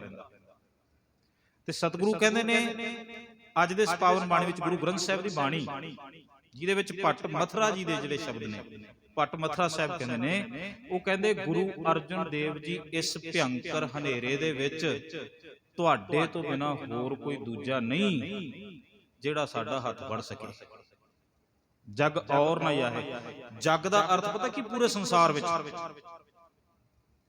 ਪੂਰੇ ਸੰਸਾਰ ਵਿੱਚ ਇਹ ਸ਼ਬਦ ਉਦੋਂ ਰਚੇ ਗਏ ਨੇ ਜਦੋਂ ਗੁਰੂ ਅਰਜਨ ਦੇਵ ਸਾਹਿਬ ਪਾਤਸ਼ਾਹ ਸਰੀਰਕ ਰੂਪ ਵਿੱਚ ਬਿਰਾਜਮਾਨ ਸਨ। ਅਵਤਾਰ ਉਜਾਗਰ ਆਨ ਕੀਓ। ਤੇ ਅਗਲੀ ਗੱਲ ਕਹਿੰਦੇ ਨੇ, ਕਹਿੰਦੇ ਤਿੰਨ ਕੇ ਦੁੱਖ ਕੋਟਿਕ ਦੂਰ ਗਏ। ਇਸ ਪੂਰੀ ਧਰਤੀ ਦੀ ਦੂਰੀ ਨੂੰ ਜਦੋਂ ਮਾਪੋਗੇ ਨਾ ਤੁਸੀਂ, ਧਰਤੀ ਦੀ ਦੂਰੀ ਕਰੋੜਾਂ ਕੋਹਾਂ ਨਹੀਂ ਬਣਦੀ। ਜਦੋਂ ਕੋਟਿਕ ਸ਼ਬਦ ਆ ਗਿਆ ਨਾ, ਜਦੋਂ ਕੋਟ ਸ਼ਬਦ ਆ ਗਿਆ ਤੇ ਕਰੋੜਾਂ ਬਣਦਾ ਹੈ। ਜਿਸ ਤਰ੍ਹਾਂ ਜਪਜੀ ਸਾਹਿਬ ਵਿੱਚ ਪੜ੍ਹਦੇ ਹੋ ਨਾ, ਕਥਨਾ ਕਥੀ ਨਾ ਆਵੇ ਟੋਟ। ਇੱਕ ਮੈਂ ਬੇਨਤੀ ਹੋਰ ਕਰਦਾ, ਤੁਸੀਂ ਨਾਲ ਨਾਲ ਬੋਲੋਗੇ ਨਾ ਤਾਂ ਮੈਨੂੰ ਕੁਝ ਅਹਿਸਾਸ ਹੋਏਗਾ ਕਿ ਤੁਸੀਂ ਚੱਲ ਰਹੇ ਹੋ, ਨਾਲ ਨਾਲ ਤੁਰ ਰਹੇ ਹੋ। ਜਪਜੀ ਸਾਹਿਬ ਦੇ ਸ਼ਬਦ ਨੇ ਕਥਨਾ ਕਥੀ ਨਾ ਆਵੇ ਟੋਟ, ਤੇ ਅਗਲੇ ਦਾ ਸ਼ਬਦ ਕੀ ਹੈਗਾ? ਕਥ ਕਥ ਕਥੀ ਕੋਟੀ ਕੋਟ ਕੋਟ। ਕਰੋੜਾਂ ਲੋਕਾਂ ਨੇ ਕਰੋੜਾਂ ਵਾਰੀ ਕਥਨ ਕੀਤਾ, ਪਰ ਫਿਰ ਵੀ ਉਹ ਵਿਖਿਆਨ ਨਹੀਂ ਹੋ ਸਕਿਆ। ਇਹ ਅਕਾਲ ਪੁਰਖ ਵਾਹਿਗੁਰੂ ਦੀ ਉਸਤਤ ਦੇ ਬਾਰੇ ਬਾਤ ਹੋ ਰਹੀ। ਪਰ ਇੱਥੇ ਸ਼ਬਦ ਵਰਤਿਆ ਹੈਗਾ ਕੋਟਿਕ। ਤਿੰਨ ਕੇ ਦੁੱਖ ਕੋਟਿਕ ਦੂਰ ਗਏ, ਮਥੁਰਾ ਜਿਨ ਅੰਮ੍ਰਿਤ ਨਾਮ ਪੀਓ। ਭਾਵ ਪਤਾ ਕੀ ਹੈ? ਕਰੋੜਾਂ ਕੋਹਾਂ ਦਾ ਸਫ਼ਰ, ਇਸ ਧਰਤੀ ਤੇ ਕੋਈ ਵੀ ਸਫ਼ਰ ਕਰੋੜਾਂ ਕੋਹਾਂ ਦਾ ਨਹੀਂ ਹੈਗਾ। ਕੋਟਿਕ ਦਾ ਅਰਥ ਹੈ ਕਰੋੜਾਂ ਕੋਹਾਂ। ਸੂਰਜ ਤੋਂ ਧਰਤੀ ਦਾ ਸਫ਼ਰ ਵੀ 15 ਕਰੋੜ ਕਿਲੋਮੀਟਰ ਦਾ ਦੱਸਿਆ ਜਾਂਦਾ ਹੈ। ਚਲੋ ਮੇਰਾ ਇਹ ਪੱਖ ਨਹੀਂ ਹੈਗਾ, ਇਹ ਐਸਟ੍ਰੋਲੋਜੀ ਦਾ ਪੱਖ ਹੈ, ਵੱਖਰਾ ਵਿਸ਼ਾ ਹੈ। ਉਹ ਕਹਿੰਦੇ ਨੇ ਉਹਨਾਂ ਦੇ ਦੁੱਖ ਉਹਨਾਂ ਤੋਂ ਕਰੋੜਾਂ ਕੋਹਾਂ ਦੂਰ ਚਲੇ ਗਏ। ਕਹਿਣ ਦਾ ਭਾਵ ਇਸ ਧਰਤੀ ਦੇ ਕਿਸੇ ਕੋਨੇ ਤੇ ਉਹਨਾਂ ਨੂੰ ਕੋਈ ਦੁਖੀ ਨਹੀਂ ਕਰ ਸਕਦਾ ਜਿਹੜੇ ਗੁਰੂ ਅਰਜਨ ਦੇਵ ਸਾਹਿਬ ਪਾਤਸ਼ਾਹ ਦੀ ਸ਼ਰਨ ਆ ਗਏ। ਬੋਲੋ ਸਤਨਾਮ ਸ਼੍ਰੀ। ਵਿਸ਼ਵਾਸ ਰੱਖਿਓ ਇਹਨਾਂ ਸ਼ਬਦਾਂ ਤੇ। ਇਹ ਸ਼ਬਦ ਮੈਂ ਨਹੀਂ ਕਹਿ ਰਿਹਾ, ਇਹ ਸ਼ਬਦ ਉਹ ਕਹਿ ਰਹੇ ਨੇ ਜਿਹੜੇ ਗੁਰੂ ਅਰਜਨ ਦੇਵ ਸਾਹਿਬ ਪਾਤਸ਼ਾਹ ਦੀ ਗੋਦ ਵਿੱਚ ਬੈਠੇ ਨੇ। ਬਿਲਕੁਲ। ਤੇ ਇਹ ਸ਼ਬਦ ਬਿਲਕੁਲ ਜਿਹੜਾ ਹੈਗਾ, ਅੱਜ ਸੈਕੂਲੈਰਿਟੀ ਦਾ ਟਾਈਮ ਹੈਗਾ, ਸੈਕੂਲਰਿਜ਼ਮ ਜਿਹੜੇ ਸਮੇਂ ਦੇ ਵਿੱਚ ਅਸੀਂ ਬੋਲ ਸਕਦੇ ਹਾਂ, ਅੱਜ ਪ੍ਰੋਟੈਸਟ ਕਰ ਸਕਦੇ ਹਾਂ, ਇਹ ਸ਼ਬਦ ਕਹੇ ਉਦੋਂ ਗਏ ਨੇ ਜਦੋਂ ਬੋਲਣ ਦਾ ਵੀ ਹੱਕ ਹਕੂਕ ਨਹੀਂ ਸੀਗਾ। ਤਿੰਨ ਕੇ ਦੁੱਖ ਕੋਟਿਕ ਦੂਰ ਗਏ, ਤੇ ਉਹ ਕਹਿੰਦੇ ਨੇ ਕਿਹਨਾਂ ਦੇ? ਮਥੁਰਾ ਜਿਨ ਅੰਮ੍ਰਿਤ ਨਾਮ ਪੀਓ। ਨਾਮ ਪੀਤਾ ਵੀ ਜਾਂਦਾ ਹੈ। ਹਾਂ ਹਾਂ, ਨਾਮ ਪੀਤਾ ਜਾਂਦਾ ਹੈ। ਅਸੀਂ ਤਾਂ ਇਹ ਸੋਚਦੇ ਹਾਂ ਸ਼ਾਇਦ ਗਰਮੀ ਦੇ ਮਹੀਨੇ ਵਿੱਚ ਠੰਡੀ ਛਬੀਲ ਹੀ ਪੀਤੀ ਜਾਂਦੀ ਹੈ। ਨਹੀਂ ਨਹੀਂ, ਜਿੱਥੇ ਬਾਹਰਲੇ ਪਾਸੇ ਸ਼ੀਤਲ ਜਲ ਦੀਆਂ ਛਬੀਲਾਂ ਲੱਗਦੀਆਂ ਨੇ, ਉੱਥੇ ਅੰਦਰ ਗੁਰੂ ਅਰਜਨ ਦੇਵ ਸਾਹਿਬ ਪਾਤਸ਼ਾਹ ਨੇ ਗੁਰੂ ਗ੍ਰੰਥ ਸਾਹਿਬ ਪੋਥੀ ਪਰਮੇਸ਼ਰ ਕਾ ਥਾਨ ਦੀ ਸਦੀਵ ਛਬੀਲ ਲਾਈ ਹੈ। ਬਾਹਰ ਹੀ ਠੰਡੇ ਪਾਣੀ ਦੇ ਨਾਲ ਕੁਝ ਸਮਾਂ ਠੰਡਕ ਮਿਲ ਸਕਦੀ ਹੈ। ਸ਼ੀਤਲ ਜਲ ਪੀਵਾਂਗੇ ਤੇ ਕੁਝ ਸਮਾਂ ਠੰਡਕ ਮਿਲੇਗੀ, ਪਰ ਕੀ ਸ਼ੀਤਲ ਜਲ ਪੀ ਕੇ ਗਰਮੀ ਤੋਂ ਸਦੀਵ ਕਾਲ ਵਾਸਤੇ ਮੁਕਤੀ ਮਿਲ ਸਕਦੀ ਹੈ? ਜਵਾਬ ਦਿਓ। ਕੁਝ ਸਮਾਂ ਰਾਹਤ ਮਿਲ ਸਕਦੀ ਹੈ। ਰਾਹਤ ਮਿਲਣਾ ਤੇ ਮੁਕਤੀ ਮਿਲਣ ਵਿੱਚ ਫਰਕ ਹੁੰਦਾ, ਕਿਉਂਕਿ ਸ਼ਬਦਾਂ ਦਾ ਥੋੜਾ ਫਰਕ ਹੁੰਦਾ, ਪਰ ਸ਼ਬਦ ਜਿਹੜੇ ਨੇ ਨਾ ਉਹ ਆਪਣਾ ਭਾਵ ਆਪ ਪ੍ਰਗਟ ਕਰ ਦਿੰਦੇ ਨੇ। ਕਿਸੇ ਚੀਜ਼ ਤੋਂ ਰਾਹਤ ਮਿਲਣਾ ਤੇ ਕਿਸੇ ਚੀਜ਼ ਤੋਂ ਮੁਕਤੀ ਮਿਲਣਾ, ਇਹ ਦੋਵੇਂ ਵੱਖੋ ਵੱਖਰੇ ਸ਼ਬਦ ਨੇ। ਕਈ ਵਾਰੀ ਨਾ ਬਹੁਤ ਸ਼ਬਦਾਂ ਨੂੰ ਅਸੀਂ ਸਮਰਥੀ ਹੀ ਵਰਤ ਲੈਂਦੇ ਹਾਂ। ਰਾਹਤ ਮਿਲਣ ਦਾ ਅਰਥ ਹੁੰਦਾ ਹੈ ਕਿਸੇ ਚੀਜ਼ ਦਾ ਕੁਝ ਸਮੇਂ ਦੇ ਲਈ ਸਾਡੇ ਤੋਂ ਦੂਰ ਚਲੇ ਜਾਣਾ, ਪਰ ਫਿਰ ਸਾਨੂੰ ਆ ਕੇ ਜਦੋਂ ਸਮਾਂ ਆਏਗਾ ਉਹਨੇ ਗਲਵੇ ਵਿੱਚ ਲੈ ਲੈਣਾ। ਸ਼ੀਤਲ ਜਲ ਪੀ ਕੇ ਤਨ ਨੂੰ ਕੁਝ ਸਮੇਂ ਵਾਸਤੇ ਰਾਹਤ ਮਿਲ ਸਕਦੀ ਹੈ, ਪਰ ਸ਼ੀਤਲ ਬਾਣੀ ਨੂੰ ਪੀ ਕੇ ਸੰਸਾਰਕ ਦੁੱਖਾਂ ਤੋਂ, ਸੰਸਾਰਕ ਤਪਸ਼ ਤੋਂ ਸਦੀਵ ਕਾਲ ਵਾਸਤੇ ਮੁਕਤੀ ਮਿਲ ਜਾਏਗੀ। ਮੁਕਤ ਭੁਗਤ ਜੁਗਤ ਤੇਰੀ ਸੇਵਾ, ਜਿਸ ਤੂੰ ਆਪ ਕਰਾਏ ਹੈ। ਗੁਰੂ ਗ੍ਰੰਥ ਸਾਹਿਬ ਦੀ ਪਾਵਨ ਬਾਣੀ, ਇਹਦੇ ਬਾਰੇ ਫਿਰ ਭੱਟ ਮਥੁਰਾ ਜੀ ਕਹਿੰਦੇ ਨੇ ਤਿੰਨ ਕੇ ਦੁੱਖ ਕੋਟਿਕ ਦੂਰ ਗਏ, ਮਥੁਰਾ ਜਿਨ ਅੰਮ੍ਰਿਤ ਨਾਮ ਪੀਓ। ਸਤਿਗੁਰੂ ਜੀ ਅੰਮ੍ਰਿਤ ਨਾਮ ਜਿਨ੍ਹਾਂ ਨੇ ਪੀਤਾ ਉਹਨਾਂ ਦੇ ਕਰੋੜਾਂ ਦੁੱਖ ਦੂਰ ਚਲੇ ਗਏ। ਸਤਿਗੁਰੂ ਇਸ ਅੰਮ੍ਰਿਤ ਨਾਮ ਨੂੰ ਪੀਣ ਦਾ ਤਰੀਕਾ ਕੀ ਹੈ? ਕਿਉਂਕਿ ਜਿਹੜੇ ਸ਼ਬਦ ਨੇ ਨਾ, ਸ਼ਬਦਾਂ ਨੂੰ ਜਦੋਂ ਤੁਸੀਂ ਬਿਲਕੁਲ ਡੀਕਨਸਟਰਕਟ ਕਰਕੇ ਤੋੜ ਕੇ ਵਿਸ਼ਰਾਮ ਦੇ ਕੇ ਜਦੋਂ ਸਮਝੋਗੇ ਨਾ, ਤੇ ਫਿਰ ਸ਼ਬਦਾਂ ਦੇ ਅਰਥ ਬੜੇ ਸਪਸ਼ਟ ਹੁੰਦੇ ਨੇ। ਇੱਕ ਮੈਂ ਬੇਨਤੀ ਹੋਰ ਕਰਦਾ, ਕਿਤੇ ਬਾਣੀ ਨੂੰ ਇਸ ਤਰ੍ਹਾਂ ਪੜ੍ਹ ਕੇ ਦੇਖਿਓ, ਇਸ ਤਰ੍ਹਾਂ ਬੋਲ ਕੇ ਦੇਖੋ ਨਾ, ਤਿੰਨ ਕੇ ਦੁੱਖ ਕੋਟਿਕ ਦੂਰ ਗਏ, ਮਥੁਰਾ ਜਿਨ ਅੰਮ੍ਰਿਤ ਨਾਮ ਪੀਓ। ਹੁਣ ਸਵਈਏ ਮਾਫ ਕਰ ਦੇਣਾ, ਮੈਂ ਇਹ ਨਹੀਂ ਕਹਿ ਰਿਹਾ, ਕੋਈ ਕ੍ਰਿਟਿਸਾਈਜ਼ ਨਹੀਂ ਹੈ, ਕੋਈ ਇਹ ਨਹੀਂ ਕਿਸੇ ਨੂੰ ਮੈਂ ਨੀਵਾਂ ਦਿਖਾਉਣ ਦਾ ਯਤਨ ਕਰਦਾ, ਪਰ ਇਸ ਤਰ੍ਹਾਂ ਸਵਈਏ ਪੜ੍ਹੇ ਨਹੀਂ ਜਾਂਦੇ ਵੈਸੇ। ਪਰ ਜਦੋਂ ਤੁਸੀਂ ਇਸ ਤਰ੍ਹਾਂ ਰੁਕ ਰੁਕ ਕੇ ਇਹਨਾਂ ਨੂੰ ਪੜੋਗੇ ਨਾ, ਹਾਲਾਂਕਿ ਇਹ ਬਾਣੀ, ਕਿਉਂਕਿ ਜਿਹੜੇ ਲੋਕ ਇਹਨੂੰ ਉਚਾਰ ਰਹੇ ਨੇ, ਜਿਹੜੇ ਪੁਰਖ, ਉਹ ਬੜੇ ਮਹੀਨ ਸੰਸਕ੍ਰਿਤ ਦੇ ਵਿਦਵਾਨ ਨੇ, ਬਰੀਕ, ਇਸ ਕਰਕੇ ਉਹਨਾਂ ਦੀ ਸ਼ਬਦਾਵਲੀ ਬੜੀ ਬਰੀਕ ਹੈ। ਪਿਛਲੇ ਸਮੇਂ ਦੇ ਵਿੱਚ ਇਹਨਾਂ ਸਵਈਆਂ ਦੀ ਇੱਕ ਵਿਦਵਾਨ ਨੇ ਵਿਆਖਿਆ ਕੀਤੀ ਸੀਗੀ। ਸੀਡੀ ਦੀਆਂ, ਉਹ ਇੱਕ ਸੀਡੀ ਪਲੇਅਰ ਦੇ ਵਿੱਚ ਘੱਟੋ ਘੱਟ 40 ਤੋਂ 50 ਘੰਟੇ ਦਾ ਜਿਹੜਾ ਹੈਗਾ ਕਨਸੈਪਟ ਆ ਜਾਂਦਾ ਸੀ। 10 ਸੀਡੀ ਪਲੇਅਰ ਜਿਹੜੇ ਨੇ ਉਹਦੇ ਨਾਲ ਫੁੱਲ ਹੋ ਗਏ ਸੀ, ਫਿਲ ਹੋ ਗਏ ਸੀ। ਤੇ ਉਹਨੇ ਫਿਰ ਵੀ ਲਾਸਟ ਤੇ ਜਾ ਕੇ ਮਾਫੀ ਮੰਗੀ ਸੀ। ਉਹ ਕਹਿੰਦਾ ਵੀ ਪੂਰੀ ਵਿਆਖਿਆ ਨਹੀਂ ਹੋ ਸਕਦੀ, ਕਿਉਂਕਿ ਇੱਕ ਇੱਕ ਸ਼ਬਦ ਦੇ ਵਿੱਚ ਲੰਬੀਆਂ ਵਾਰਤਾਵਾਂ ਛੁਪੀਆਂ ਹੋਈਆਂ ਨੇ। ਪੂਰੇ ਦਾ ਪੂਰਾ ਇੰਡੀਅਨ ਜਿਹੜਾ ਹੈਗਾ ਪਿਛੋਕੜ, ਜਿਹੜਾ ਹੈਗਾ ਸਟਰਕਚਰ ਹੈਗਾ, ਉਹ ਸਾਰੇ ਦਾ ਸਾਰਾ ਸਵਈਆਂ ਦੇ ਵਿੱਚ ਹੀ ਭਰ ਦਿੱਤਾ।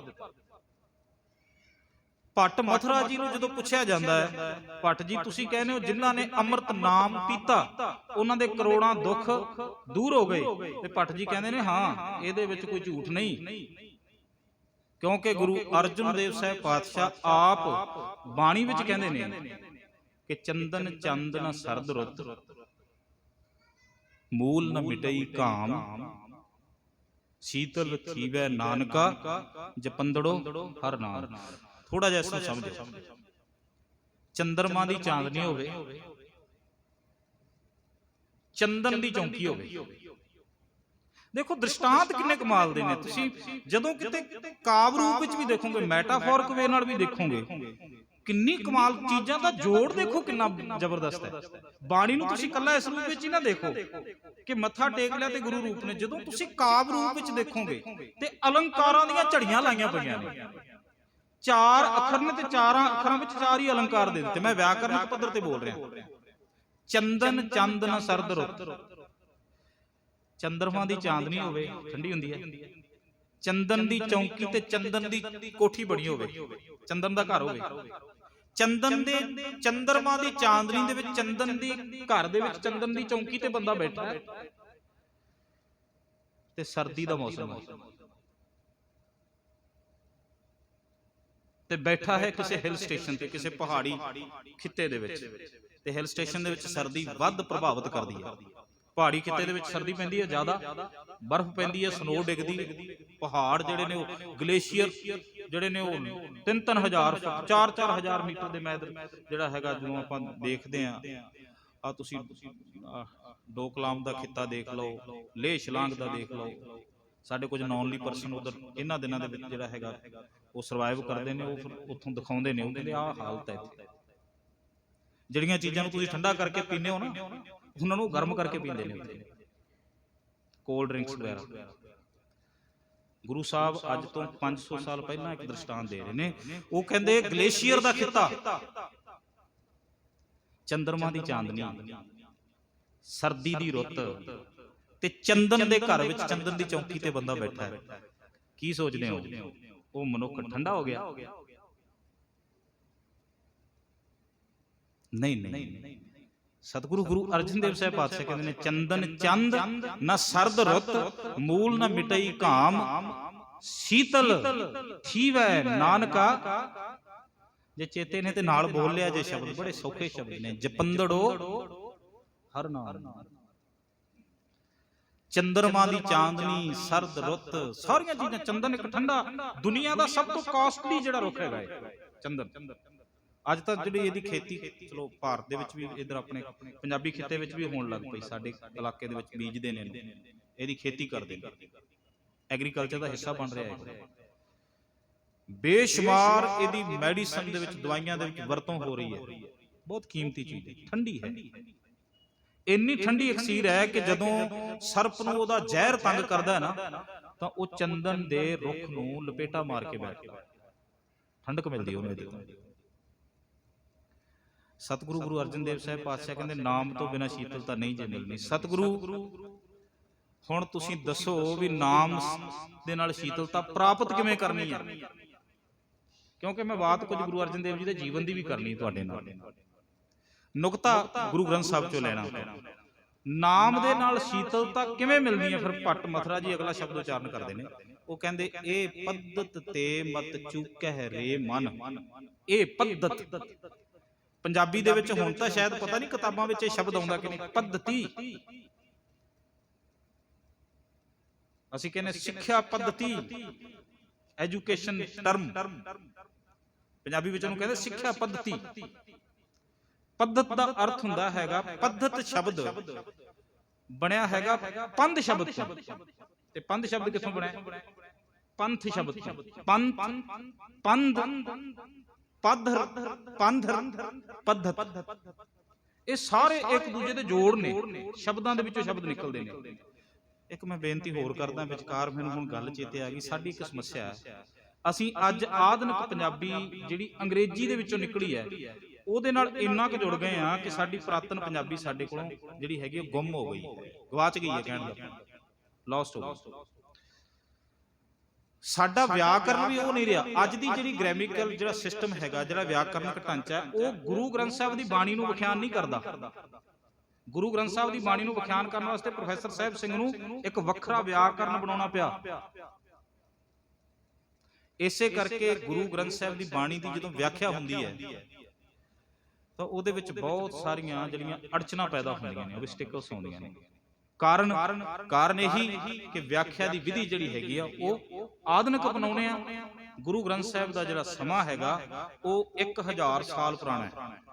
ਹੁਣ ਇਹ ਨਾ ਕਹਿ ਦੇਣਾ ਮੈਂ 1000 ਸਾਲ ਕਿਉਂ ਕਹਿ ਰਿਹਾ, 2022 ਚੱਲ ਰਿਹਾ ਤੇ 12ਵੀਂ ਸਦੀ ਦੇ ਵਿੱਚ ਬਾਬਾ ਫਰੀਦ ਜੀ 1173 ਵਿੱਚ ਉਹਨਾਂ ਦਾ ਪ੍ਰਕਾਸ਼ ਆ, ਈਸਵੀ 1173, ਤੇ ਅੱਜ 2022 ਚੱਲ ਰਿਹਾ। ਲਗਭਗ 1000 ਸਾਲ, ਇੱਕ ਸਦੀ ਜਿਹੜਾ ਹੈਗਾ 10 ਸਦੀਆਂ ਪੁਰਾਣੀ ਜਿਹੜੀ ਭਾਸ਼ਾ ਹੈ ਉਹ ਇਸ ਖਿੱਤੇ ਦੀ, ਇੱਥੋਂ ਦੀ ਆ ਰਹੀ। ਬਾਬਾ ਫਰੀਦ ਜੀ ਬਿਲਕੁਲ ਸਾਡੀ ਸ਼ੁੱਧ ਪੰਜਾਬੀ ਬੋਲਦੇ ਸਨ ਤੇ ਉਹਨਾਂ ਦੀ ਜ਼ੁਬਾਨ ਇੰਨੀ ਮਿੱਠੀ ਸੀ, ਇੰਨੀ ਮਾਧੁਰੀ ਬੋਲੀ, ਉਹਨੂੰ ਸ਼ਕਰਗੰਜ ਕਹਿੰਦੇ ਸਨ। ਇਸ ਪਾਵਨ ਬੋਲੀ ਨੂੰ ਵੀ ਮੈਂ ਪਾਵਨ ਬੋਲੀ ਤਾਂ ਕਿਹਾ ਕਿ ਗੁਰੂਆਂ ਦੇ ਮੁਖ ਚੋਂ ਉਚਾਰਨ ਹੋਈ ਹੈਗੀ ਹੈ, ਇਹਨੂੰ ਵੀ ਮਾਧੁਰੀ ਬੋਲੀ ਕਹਿੰਦੇ ਨੇ। ਅੱਜ ਅਸੀਂ ਮਾਧੁਰੀ ਬੋਲੀ ਤੋਂ ਜਿਹੜਾ ਹੈਗਾ ਉਹ ਬਹੁਤ ਦੂਰ ਚਲੇ ਗਏ। ਤਾਂ ਇਹ ਸ਼ਬਦ ਜਿਹੜੇ ਨੇ, ਇੱਕ ਇੱਕ ਸ਼ਬਦ ਬੜਾ ਗਹਿਰਾ ਅਰਥ ਰੱਖਦਾ। ਭੱਟ ਸਾਹਿਬ ਕਹਿੰਦੇ ਨੇ, ਇਹ ਪੱਧਤ ਤੇ ਮਤ ਚੁੱਕੈ ਰੇ ਮਨ, ਭੇਦ ਵਿਭੇਦ ਨਾ ਜਾਣ ਬਿਓ। ਕਿਹੜਾ ਰਸਤਾ ਅਪਣਾਉਣਾ ਹੈ? ਉਹ ਕਹਿੰਦੇ ਰਸਤਾ ਅਪਣਾਉਣਾ ਪ੍ਰਮਾਤਮਾ ਵਾਲਾ। ਤੇ ਉਹ ਕਹਿੰਦੇ ਪ੍ਰਮਾਤਮਾ ਦਾ ਰਾਹ ਕੀ ਹੈ? ਪ੍ਰਮਾਤਮਾ ਦਾ ਰਾਹ ਹੈ ਗੁਰੂ ਅਰਜਨ ਦੇਵ ਸਾਹਿਬ ਪਾਤਸ਼ਾਹ ਦਾ ਰਸਤਾ। ਕਿਉਂਕਿ ਗੁਰੂ ਅਰਜਨ ਦੇਵ ਵਿੱਚ ਤੇ ਰੱਬ ਵਿੱਚ ਕੋਈ ਫਰਕ ਨਹੀਂ, ਇਹਨਾਂ ਨੂੰ ਦੋ ਨਾ ਸਮਝ। ਭੇਦ ਵਿਭੇਦ ਨਾ ਜਾਣ ਬਿਓ। ਬਿਓ ਦਾ ਮਤਲਬ ਹੁੰਦਾ ਦੂਜਾ। ਜਿਵੇਂ ਅਸੀਂ ਕਹਿੰਦੇ ਨਾ, ਹਰ ਹਰ ਜਨ ਦੋਇ ਏਕ ਹੈ, ਬਿਬ ਵਿਚਾਰ ਕਛ। ਬਿਬ ਸ਼ਬਦ ਤੋਂ ਬਿਓ ਸ਼ਬਦ ਨਿਕਲਿਆ। ਬਿਬ ਦਾ ਅਰਥ ਹੈ ਬਹੁ ਵਚਨ। ਜਦੋਂ ਇਹਨੂੰ ਸਿੰਗੂਲਰ ਚ ਪਲੂਰਲ ਕਰੋਗੇ ਤਾਂ ਇਹਦਾ ਬਣ ਜਾਏਗਾ ਬਿਬ ਦਾ ਬਿਓ। ਇਹ ਪੱਧਤ ਤੇ ਮਤ ਚੁੱਕੈ ਰੇ ਮਨ, ਭੇਦ ਵਿਭੇਦ ਨਾ ਜਾਣ ਬਿਓ। ਪ੍ਰਤੱਖ ਹਿਰਦੈ ਗੁਰ ਅਰਜੁਨ ਕੇ, ਹਰ ਪੂਰਨ ਬ੍ਰਹਮ ਨਿਵਾਸ ਦਿਓ। ਉਹ ਕਹਿੰਦੇ ਭੇਦ ਕਿਉਂ ਨਾ ਜਾਣੀਏ? ਫਿਰ ਸਵਾਲ ਹੁੰਦਾ ਨਾ ਭੱਟ ਸਾਹਿਬ ਨੂੰ, ਕਿਉਂ ਨਾ ਭੇਦ ਜਾਣੀਏ? ਉਹ ਕਹਿੰਦੇ ਕਿਉਂਕਿ ਗੁਰੂ ਅਰਜਨ ਦੇਵ ਸਾਹਿਬ ਪਾਤਸ਼ਾਹ ਦਾ ਸਰੀਰ ਹੀ ਗੁਰੂ ਅਰਜਨ ਦੇਵ ਦਾ, ਉਂਝ ਤਾਂ ਉਹਨਾਂ ਦੇ ਹਿਰਦੇ ਦੇ ਵਿੱਚ ਪੂਰਨ ਬ੍ਰਹਮ ਦਾ ਨਿਵਾਸ ਹੈ। ਸ਼ਬਦ ਉਹਨਾਂ ਨੇ ਅਧੂਰਾ ਬ੍ਰਹਮ ਵੀ ਨਹੀਂ ਕਿਹਾ, ਪੂਰਨ ਬ੍ਰਹਮ। ਕਹਿਣ ਦਾ ਭਾਵ ਗੁਰੂ ਅਰਜਨ ਦੇਵ ਵਿੱਚ ਤੇ ਬ੍ਰਹਮ ਦੇ ਵਿੱਚ ਕੋਈ ਫਰਕ ਨਹੀਂ ਹੈ, ਕੋਈ ਅੰਤਰ ਨਹੀਂ। ਹਰ ਹਰ ਜਨ ਦੋਇ ਏਕ ਹੈ, ਬਿਬ ਵਿਚਾਰ ਭੇਦ ਵਿਭੇਦ ਨ ਜਾਣ ਬਿਓ। ਹੁਣ ਗੁਰੂ ਅਰਜਨ ਦੇਵ ਸਾਹਿਬ ਪਾਤਸ਼ਾਹ ਵਿੱਚ ਤੇ ਬ੍ਰਹਮ ਵਿੱਚ ਕੋਈ ਫਰਕ ਨਹੀਂ। ਇਸ ਕਰਕੇ ਅਸੀਂ ਜੇ ਜੀਵਨ ਜਿਉਣਾ ਆ, ਇਸ ਦੁਨੀਆ ਦੀ ਤਪਸ਼ ਤੋਂ ਬਚਣਾ ਆ, ਤੇ ਫਿਰ ਸਾਨੂੰ ਰਸਤਾ ਗੁਰੂ ਅਰਜਨ ਦੇਵ ਜੀ ਵਾਲਾ ਅਖਤਿਆਰ ਕਰਨਾ ਪਏਗਾ। ਗੁਰੂ ਅਰਜਨ ਦੇਵ ਜੀ ਦਾ ਰਸਤਾ ਕੀ ਹੈ? ਕਿਤੇ ਤੁਸੀਂ ਗੁਰੂ ਅਰਜਨ ਦੇਵ ਜੀ ਦੀ ਜੀਵਨ ਨੂੰ ਪੜ੍ਹੋ, ਜੀਵਨੀ। ਵੈਸੇ ਤਾਂ ਮੈਂ ਬਹੁਤ ਕਿਤਾਬਾਂ ਜਿਹੜੀਆਂ ਨੇ ਗਾਹੇ ਬਗਾਹੇ ਜਦੋਂ ਵੀ ਮਿਲਦੀਆਂ ਨੇ ਪੜ੍ਹਦਾ ਰਹਿਣਾ। ਚਲੋ ਆਪ ਦੀ ਅਸੀਸ ਸਦਕਾ ਮੇਰਾ ਜਿਹੜਾ ਹੈਗਾ ਅਕੈਡਮਿਕ ਸਟੱਡੀ ਦੇ ਵਿੱਚੋਂ ਮੈਂ ਆਇਆ, ਤਾਂ ਉੱਥੇ ਸਾਨੂੰ ਜਿਹੜਾ ਹੈਗਾ ਉਹ ਚੀਜ਼ਾਂ ਪਹਿਲਾਂ ਜਿਹੜਾ ਹੈਗਾ ਕੁਝ ਤਿਆਰ ਕਰਵਾਈਆਂ ਜਾਂਦੀਆਂ ਸੀ, ਕੁਝ ਸ਼ੌਂਕ ਪਾਇਆ ਜਾਂਦਾ ਬੱਚਿਆਂ ਨੂੰ ਕਿ ਉਹ ਚੀਜ਼ਾਂ। ਇਸ ਕਰਕੇ ਅੱਜ ਤੱਕ ਵੀ ਆਪਦੇ ਆਪ ਨੂੰ ਵਿਦਿਆਰਥੀ ਮੰਨਦੇ ਆ। ਪਰ ਅਕੈਡਮੀ ਤੋਂ ਬਾਹਰ ਦੀਆਂ ਕਿਤਾਬਾਂ ਵੀ ਜਿਹੜੀਆਂ ਕੁਝ ਲੋਕਾਂ ਨੇ ਬੜੀ ਖੋਜ ਕਰਕੇ ਲਿਖੀਆਂ ਨੇ, ਉਹਨਾਂ ਦੇ ਵਿੱਚੋਂ ਇੱਕ ਕਿਤਾਬ ਮੈਨੂੰ ਪਿਛਲੇ ਸਮੇਂ ਦੇ ਵਿੱਚ ਮਿਲੀ ਸੀ। ਉਹਨਾਂ ਨੇ ਗੁਰੂ ਅਰਜਨ ਦੇਵ ਜੀ ਦਾ ਜੀਵਨ ਮਾਰਗ ਤੇ ਉਸ ਜੀਵਨ ਮਾਰਗ ਨੂੰ ਗ੍ਰਹਿਣ ਕਿਵੇਂ ਕਰਨਾ ਤੇ ਉਸ ਜੀਵਨ ਮਾਰਗ ਦਾ ਸਾਡੇ ਜੀਵਨ ਤੇ ਕੀ ਪ੍ਰਭਾਵ ਪਏਗਾ, ਤੇ ਉਸ ਜੀਵਨ ਮਾਰਗ ਨੂੰ ਅਪਣਾਉਣ ਤੋਂ ਬਾਅਦ ਸਾਡੇ ਜੀਵਨ ਦੇ ਵਿੱਚ ਮੈਂ ਬਦਲਾਅ ਸ਼ਬਦ ਨਹੀਂ ਵਰਤਾਂਗਾ, ਟਰਾਂਸਫਾਰਮੇਸ਼ਨ, ਤਬਦੀਲੀ ਸ਼ਬਦ ਵਰਤਾਂਗਾ। ਤਬਦੀਲੀ ਤੇ ਬਦਲਾਅ 'ਚ ਫਰਕ ਹੁੰਦਾ ਥੋੜਾ ਜਿਹਾ। ਬਦਲਾਅ ਵਿੱਚ ਇਹ ਫਰਕ ਹੁੰਦਾ ਵੀ ਮਨੁੱਖ ਦੇ ਵਿੱਚ ਅੱਧਾ ਅਧੂਰਾ ਬੇਸ ਉਹੀ ਹੈ ਤੇ ਕੁਝ ਚੀਜ਼ਾਂ ਬਦਲ ਗਈਆਂ। ਤਬਦੀਲੀ ਹੁੰਦਾ ਜੜਾਂ 'ਚੋਂ ਬਦਲ ਜਾਣਾ ਕਿਸੇ ਚੀਜ਼ ਦਾ। ਗੁਰੂ ਅਰਜਨ ਦੇਵ ਜੀ ਦੇ ਜੀਵਨ ਦੇ ਕਰਕੇ ਸਾਡੇ ਜੀਵਨ ਵਿੱਚ ਟਰਾਂਸਫਾਰਮੇਸ਼ਨ ਕਿਵੇਂ ਆਏਗੀ। ਤਾਂ ਉਸ ਵਿਦਵਾਨ ਨੇ, ਉਹਦਾ ਨਾਮ ਮੈਂ ਨਾ ਭੁੱਲਦਾ ਹਾਂ, ਤੇ ਭਾਈ ਸੰਤੋਖ ਸਿੰਘ ਵਿਵੇਕ ਸਰ, ਰੀਸੈਂਟਲੀ ਸਰੋਤ ਹੈਗਾ, ਨਵੀਂ ਕਿਤਾਬ ਹੈ, ਭਾਈ ਸੰਤੋਖ ਸਿੰਘ ਵਿਵੇਕ ਸਰ। ਅਸਲ ਦੇ ਵਿੱਚ ਅੰਮ੍ਰਿਤਸਰ ਸਾਹਿਬ ਦੇ ਰਹਿਣ ਵਾਲੇ ਨੇ। ਮੈਂ ਕਿਉਂਕਿ ਕਵੀਆਂ ਦੇ, ਲਿਖਾਰੀਆਂ ਦੇ ਨਾਂ ਤਾਂ ਸਾਂਝੇ ਕਰਦਾ ਉਹਨਾਂ, ਆਪ ਜੀ ਕੱਲ ਨੂੰ ਪੜ੍ਹ ਲਵਾਂ, ਕਿਸੇ ਚੀਜ਼ ਦੀ ਕਨਫਲੈਕਸ਼ਨ, ਦੁਬਿਧਾ ਨਾ ਰਵੇ। ਕਿਉਂਕਿ ਕਈ ਵਾਰ ਜਦੋਂ ਵਿਚਾਰ ਕਰਦੇ ਕੰਟਰਾਡਿਕਸ਼ਨਸ ਬੜੀਆਂ ਖੜੀਆਂ ਹੁੰਦੀਆਂ, ਸਮੱਸਿਆਵਾਂ ਖੜੀਆਂ ਹੋ ਜਾਂਦੀਆਂ, ਦੁਬਿਧਾਵਾਂ ਬਹੁਤ ਖੜੀਆਂ ਹੁੰਦੀਆਂ। ਇਸ ਕਰਕੇ ਜਦੋਂ ਕਿਸੇ ਦੇ ਅੰਦਰ ਦੁਬਿਧਾ ਪਵੇ, ਤੇ ਹੁਣ ਕੀ ਹੈਗਾ ਵੀ ਜਿਹੜੇ ਬੰਦੇ ਨੇ ਕੁਝ ਸ਼ਬਦ ਬੋਲੇ ਨੇ ਉਹ ਆਪਣੇ ਭਾਵ ਵਿੱਚ ਬੋਲ ਗਿਆ, ਤੇ ਬਾਅਦ ਵਿੱਚ ਸੁਣਨ ਵਾਲਾ ਸਮੱਸਿਆ ਵਿੱਚ ਪਿਆ ਰਵੇ, ਤੇ ਉਹਨੂੰ ਉਹ ਕਿਤਾਬ ਦਾ ਨਾਮ ਦੱਸ ਦਿਓ ਤੇ ਬਾਅਦ ਵਿੱਚ ਖਰੀਦ ਕੇ ਪੜ੍ਹ ਸਕੇ। ਉਸ ਲਿਖਾਰੀ ਨੇ ਗੁਰੂ ਅਰਜਨ ਦੇਵ ਜੀ ਦੇ ਜੀਵਨ ਪੰਥ ਦਾ ਜ਼ਿਕਰ ਕੀਤਾ। ਪੱਧਤ, ਕਿਹੜੀ ਪੱਧਤ ਪਕੜਨੀ ਹੈ। ਉਹ ਕਹਿੰਦਾ ਗੁਰੂ ਅਰਜਨ ਦੇਵ ਜੀ, ਉਹਨਾਂ ਤੇ ਆਤਮਿਕ ਵਾਰ ਹੁੰਦੇ ਨੇ, ਫਿਰ ਵੀ ਠੰਡੇ ਰਹਿੰਦੇ ਨੇ, ਸ਼ੀਤਲ ਰਹਿੰਦੇ ਨੇ, ਕਿਉਂਕਿ ਉਹਨਾਂ ਦੇ ਕੋਲ ਨਾਮ ਆ। ਨਾਮ ਕਿਸ ਤਰ੍ਹਾਂ ਅਸਰ ਕਰਦਾ। ਗੁਰੂ ਅਰਜਨ ਦੇਵ ਜੀ ਤੇ ਸਰੀਰਕ ਵਾਰ ਹੁੰਦੇ ਨੇ, ਤੇ ਫਿਰ ਵੀ ਉਹ ਠੰਡੇ ਰਹਿੰਦੇ ਨੇ। ਗੁਰੂ ਅਰਜਨ ਦੇਵ ਜੀ ਤੇ ਪਰਿਵਾਰਕ ਵਾਰ ਹੁੰਦੇ ਨੇ। ਬੰਦੇ ਦੇ ਜੀਵਨ ਦਾ ਇੱਕ ਹੀ ਪੱਖ ਨਹੀਂ ਹੁੰਦਾ, ਉਹਦੇ ਆਤਮਿਕ ਪੱਖ ਵੱਖਰਾ ਆ, ਮਾਨਸਿਕ ਪੱਖ ਵੱਖਰਾ ਹੈ, ਸਰੀਰਕ ਪੱਖ ਕੁਝ ਹੋਰ ਕਹਿੰਦਾ ਹੈ। ਕਈ ਵਾਰੀ ਸਰੀਰਕ ਤੌਰ ਤੇ ਬਹੁਤ ਤਕੜੇ ਮਨੁੱਖ ਮਾਨਸਿਕ ਪੱਖ ਤੋਂ ਬਿਲਕੁਲ ਕਮਜ਼ੋਰ ਹੁੰਦੇ ਨੇ। ਵੱਖੋ ਵੱਖਰੇ ਨਾ, ਸਾਰੀਆਂ ਚੀਜ਼ਾਂ ਵੱਖੋ ਵੱਖਰੀਆਂ, ਇੱਕ ਹੀ ਸਰੀਰ ਵਿੱਚ ਕਈ ਮਨੁੱਖ ਰਹਿੰਦੇ ਨੇ। ਅਸੀਂ ਇਹਨਾਂ ਗੱਲਾਂ ਦਾ, ਕਿਉਂਕਿ ਅਸੀਂ ਇਹਦੀ ਕੈਟਾਗੋਰੀਕਲੀ ਪਾਰਟੀਸ਼ਨ ਨਹੀਂ ਨਾ ਕਰਦੇ, ਵੰਡਦੇ ਨਹੀਂ ਇਹਨਾਂ ਨੂੰ। ਜੋ ਤੁਸੀਂ ਵੰਡ ਕੇ ਦੇਖੋਗੇ ਨਾ, ਫਿਰ ਤੁਹਾਨੂੰ ਲੱਗੇਗਾ ਵੀ ਇੱਕ ਹੀ ਬੰਦੇ ਦੇ ਵਿੱਚ ਇੰਨੇ ਬੰਦੇ ਰਹਿੰਦੇ ਨੇ। ਤੁਸੀਂ ਆਪਣੇ ਆਪ ਨੂੰ ਦੇਖੋਗੇ ਨਾ, ਆਪਣੇ ਆਪ ਚੋਂ ਹੀ ਇੱਕ, ਚਲੋ ਮੈਂ ਗੁਰੂ ਅਰਜਨ ਦੇਵ ਸਾਹਿਬ ਪਾਤਸ਼ਾਹ ਤੋਂ ਉਦਾਹਰਨ ਲੈ ਲੈਣਾ। ਸਤਿਗੁਰੂ ਗੁਰੂ ਗ੍ਰੰਥ ਸਾਹਿਬ ਦੀ ਪਾਵਨ ਬਾਣੀ ਦੇ ਵਿੱਚੋਂ ਨਾ, ਸਰਵ ਜਿਹੜੀ ਉੱਚਤਮ ਬਾਣੀਆਂ ਦੇ ਵਿੱਚੋਂ ਸ਼ਮੂਲੀਅਤ ਜਿਹੜੀ ਬਾਣੀ ਦੀ ਸਾਡੇ ਨਿਤਨੇਮ ਦੇ ਵਿੱਚ ਹੋਈ, ਗੁਰਮਰਿਆਦਾ ਤੋਂ ਬਾਅਦ ਜਿਹੜਾ ਕੋਡ ਆਫ ਕੰਡਕਟ ਤੋਂ ਪਾਸੇ ਦੀ ਇੰਨੀ ਹਰਮਨ ਪਿਆਰੀ ਹੋਈ ਬਾਣੀ, ਆਪ ਜੀ ਦੱਸ ਸਕਦੇ ਹੋ ਕਿਹੜੀ ਬਾਣੀ ਹੈ ਜਿਹੜੀ ਨਿਤਨੇਮ ਤੋਂ ਵੀ ਬਾਅਦ ਵੱਧ ਪੜੀ ਜਾਂਦੀ ਹੈ? ਸੁਖਮਨੀ ਸਾਹਿਬ। ਸੁਖਮਨੀ ਸਾਹਿਬ ਦੀ ਬਾਣੀ ਨੂੰ ਪਿਛਲੇ ਸਮੇਂ ਦੇ ਵਿੱਚ ਅਸੀਂ 6-7 ਸਾਲ ਹੋ ਗਏ, ਮੈਂ ਨਾ ਭੁੱਲਦਾ ਹੋਵਾਂ, ਤੇ ਇਹਦੀ ਜਿਹੜਾ ਹੈਗਾ ਉਹ ਕੰਪੇਨਿੰਗ ਹੋਈ ਸੀਗੀ ਇਹਨਾਂ ਦਿਨਾਂ 'ਚ, ਤੇ ਉਹਦੀ ਵਿਆਖਿਆ ਕੀਤੀ ਗਈ ਸੀ। ਤੇ ਉਸ ਦਿਨ ਉਸ ਅਸ਼ਟਪਦੀ ਦੀ ਵਿਆਖਿਆ ਕਰਦੇ ਆ, ਮੇਰੇ ਚੇਤੇ ਵਿੱਚ ਹੈ, ਉਦੋਂ ਕੁਝ ਨਵੇਂ ਖਿਆਲ ਆਏ ਸਨ। ਤੇ ਉਹ ਬਾਅਦ ਵਿੱਚ ਜਦੋਂ ਵਿਦਵਾਨ ਜਨਾਂ ਤੋਂ ਉਹਨਾਂ ਚੀਜ਼ਾਂ ਨੂੰ ਜਿਹੜਾ ਹੈਗਾ ਪੁੱਛ-ਗਿੱਛ ਕਰਕੇ ਸਾਰਾ ਉਹਦੀ ਜਿਹੜਾ ਹੈਗਾ ਉਹਦੇ ਉੱਤੇ ਜਿਹੜਾ ਹੈਗਾ ਐਨਾਲਿਟਿਕ ਵੇ ਦੇ ਨਾਲ ਕੁਝ ਵਿਚਾਰ ਕੀਤੀ ਗਈ, ਤੇ ਬੜੀਆਂ ਨਵੀਆਂ ਗੱਲਾਂ ਸਾਹਮਣੇ ਆਈਆਂ ਵੀ ਅਸੀਂ ਬਾਣੀ ਨੂੰ ਇਸ ਰੂਪ ਵਿੱਚ ਨਹੀਂ ਸਮਝਿਆ ਅਜੇ ਤੱਕ। ਗੁਰੂ ਅਰਜਨ ਦੇਵ ਸਾਹਿਬ ਪਾਤਸ਼ਾਹ ਮਨੁੱਖ ਦੇ ਕਈ ਰੂਪਾਂ ਦਾ ਜ਼ਿਕਰ ਕਰਦੇ ਨੇ ਸੁਖਮਨੀ ਸਾਹਿਬ 'ਚ। ਉਹ ਕਹਿੰਦੇ ਨੇ ਬਾਹਰ ਭੇਖ ਏਕ ਰੂਪ ਹੈ, ਸਤਿਗੁਰੂ ਕਹਿੰਦੇ ਨੇ ਕੰਧਰ ਰੂਪ ਅੰਤਰ ਮਲ ਮਾਇਆ। ਦੋ ਬੰਦੇ ਨੇ, ਬਾਹਰ ਭੇਖ ਅੰਤਰ ਮਲ ਮਾਇਆ, ਸ਼ਬਸ ਨਾਹੇ ਕਛ ਕਰਿਸ਼ ਪਾਇਆ। ਉਹ ਕਹਿੰਦੇ ਨੇ ਇੱਕ ਰੂਪ ਇਹ ਹੈਗਾ, ਇੱਥੇ ਬੈਠੇ ਨਾ ਸਾਰੇ ਬੁਰਹਾਨ ਬਣਾਏ ਜੇ ਮੈਂ ਜਿਹੜੇ ਸ਼ਬਦ ਕਹਿ ਰਿਹਾ, ਮੈਂ ਵੀ ਵਿੱਚ ਆ। ਬਾਹਰ ਗਿਆਨ ਧਿਆਨ ਇਸ਼ਨਾਨ, ਇਹ ਤਾਂ ਬਾਹਰੀ ਰੂਪ ਆ ਨਾ, ਇੱਕ ਮਨੁੱਖ ਬਾਹਰ ਵਸ ਰਿਹਾ ਗਿਆਨ ਧਿਆਨ ਇਸ਼ਨਾਨ ਲੈ ਕੇ, ਤੇ ਅੰਦਰ ਇੱਕ ਬੈਠਾ ਹੈਗਾ ਅੰਤਰ ਵਿਆਪੈ ਲੋਭ ਸਵਾਨ। ਦੇਖੋ ਜਿਹਨੂੰ ਡੀਪ ਡਾਊਨ ਕਰਨੇ ਤੇ ਕਿੰਨੀਆਂ ਗੱਲਾਂ ਸਾਹਮਣੇ ਆਉਂਦੀਆਂ ਨੇ। ਇਸੇ ਕਰਕੇ ਨਾ ਮੈਂ ਕਈ ਵਾਰੀ ਬੇਨਤੀ ਕਰਦਾ ਵੀ ਖੁੱਲਾ ਸਮਾਂ ਹੋਵੇ ਇਹਨਾਂ ਗੱਲਾਂ ਨੂੰ ਵਿਚਾਰਨ ਵਾਸਤੇ। ਮਨ ਦੇ ਵਿੱਚੋਂ ਮਨ ਕੀ ਮਨ ਹੀ ਮਾਏ ਰਹੀ ਵਾਲੀ ਗੱਲ ਹੈ, ਚੋਟੀ ਕਾਲ ਫੜ ਲੈਂਦਾ, ਸਮਾਂ ਜਿਹੜਾ ਪਕੜ ਲੈਂਦਾ। ਤਾਂ ਖੁੱਲਾ ਸਮਾਂ ਹੋਵੇ ਤਾਂ ਇਹਨਾਂ ਚੀਜ਼ਾਂ ਨੂੰ ਹੋਰ ਖੁੱਲ ਕੇ ਵਿਚਾਰਿਆ ਜਾਵੇ। ਬਾਹਰ ਗਿਆਨ ਧਿਆਨ ਇਸ਼ਨਾਨ ਇੱਕ ਰੂਪ ਹੈ ਮਨੁੱਖ ਦਾ, ਪਰ ਅੰਦਰ ਇੱਕ ਰੂਪ ਹੋਰ ਵੀ ਲੈ ਕੇ ਫਿਰਦਾ ਹੈ, ਅੰਤਰ ਵਿਆਪੈ ਲੋਭ ਸਵਾਨ। ਅੰਤਰ ਅਗਨ ਬਾਹਰ ਤਨ ਸੁਹਾ, ਗਲ ਪਾਥਰ ਕੈਸੇ ਤਰੈ ਅਥਾ। ਇਹਨੂੰ ਤੁਸੀਂ ਜਦੋਂ ਦੇਖੋਗੇ ਤਾਂ ਇੱਕ ਹੀ ਬੰਦੇ ਵਿੱਚ ਕਿੰਨਾ ਕੁਝ ਦਿਖਾਈ ਦੇ ਰਿਹਾ।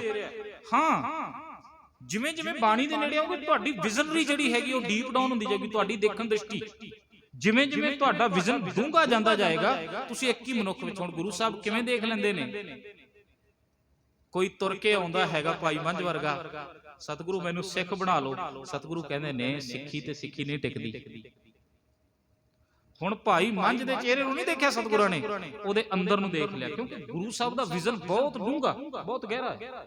ਉਸ ਗਹਿਰਾਈ ਨਾਲ ਦੇਖਿਆ ਸਿੱਖੀ ਪ੍ਰਾਪਤ ਕਰਨੀ ਚਾਹੁੰਦਾ ਤੇ ਇੱਕ ਸਿੱਖੀ ਦੀ ਨੀਂਹ ਜਿਹੜੀ ਥੱਲੇ ਰੱਖ ਰੱਖੀ ਆ ਉਹਦੇ ਉੱਤੇ ਇਸ ਸਿੱਖੀ ਨੇ ਨਹੀਂ ਟਿਕਣਾ। ਨੀਂਹ ਦੇ ਉੱਤੇ ਨੀਂਹ ਨਹੀਂ ਟਿਕਦੀ ਹੁੰਦੀ, ਨੀਂਹ ਦੇ ਉੱਤੇ ਤਾਂ ਮਹੱਲ ਉਸਰਦੇ ਹੁੰਦੇ ਨੇ, ਤੇ ਜੇਕਰ ਨਵਾਂ ਮਕਾਨ ਉਸਾਰਨਾ ਹੈਗਾ ਤੇ ਨੀਹਾਂ ਵੀ ਨਵੀਆਂ ਪੱਟਣੀਆਂ ਪੈਣਗੀਆਂ। ਸਿੱਖੀ ਤੇ ਸਿੱਖੀ ਨਹੀਂ ਟਿਕਦੀ। ਹੁਣ ਸਤਿਗੁਰੂ ਅੰਦਰ ਨੂੰ ਦੇਖ ਰਹੇ ਨੇ, ਉਹਦੇ ਕਿੰਨੀ ਗਹਿਰਾਈ।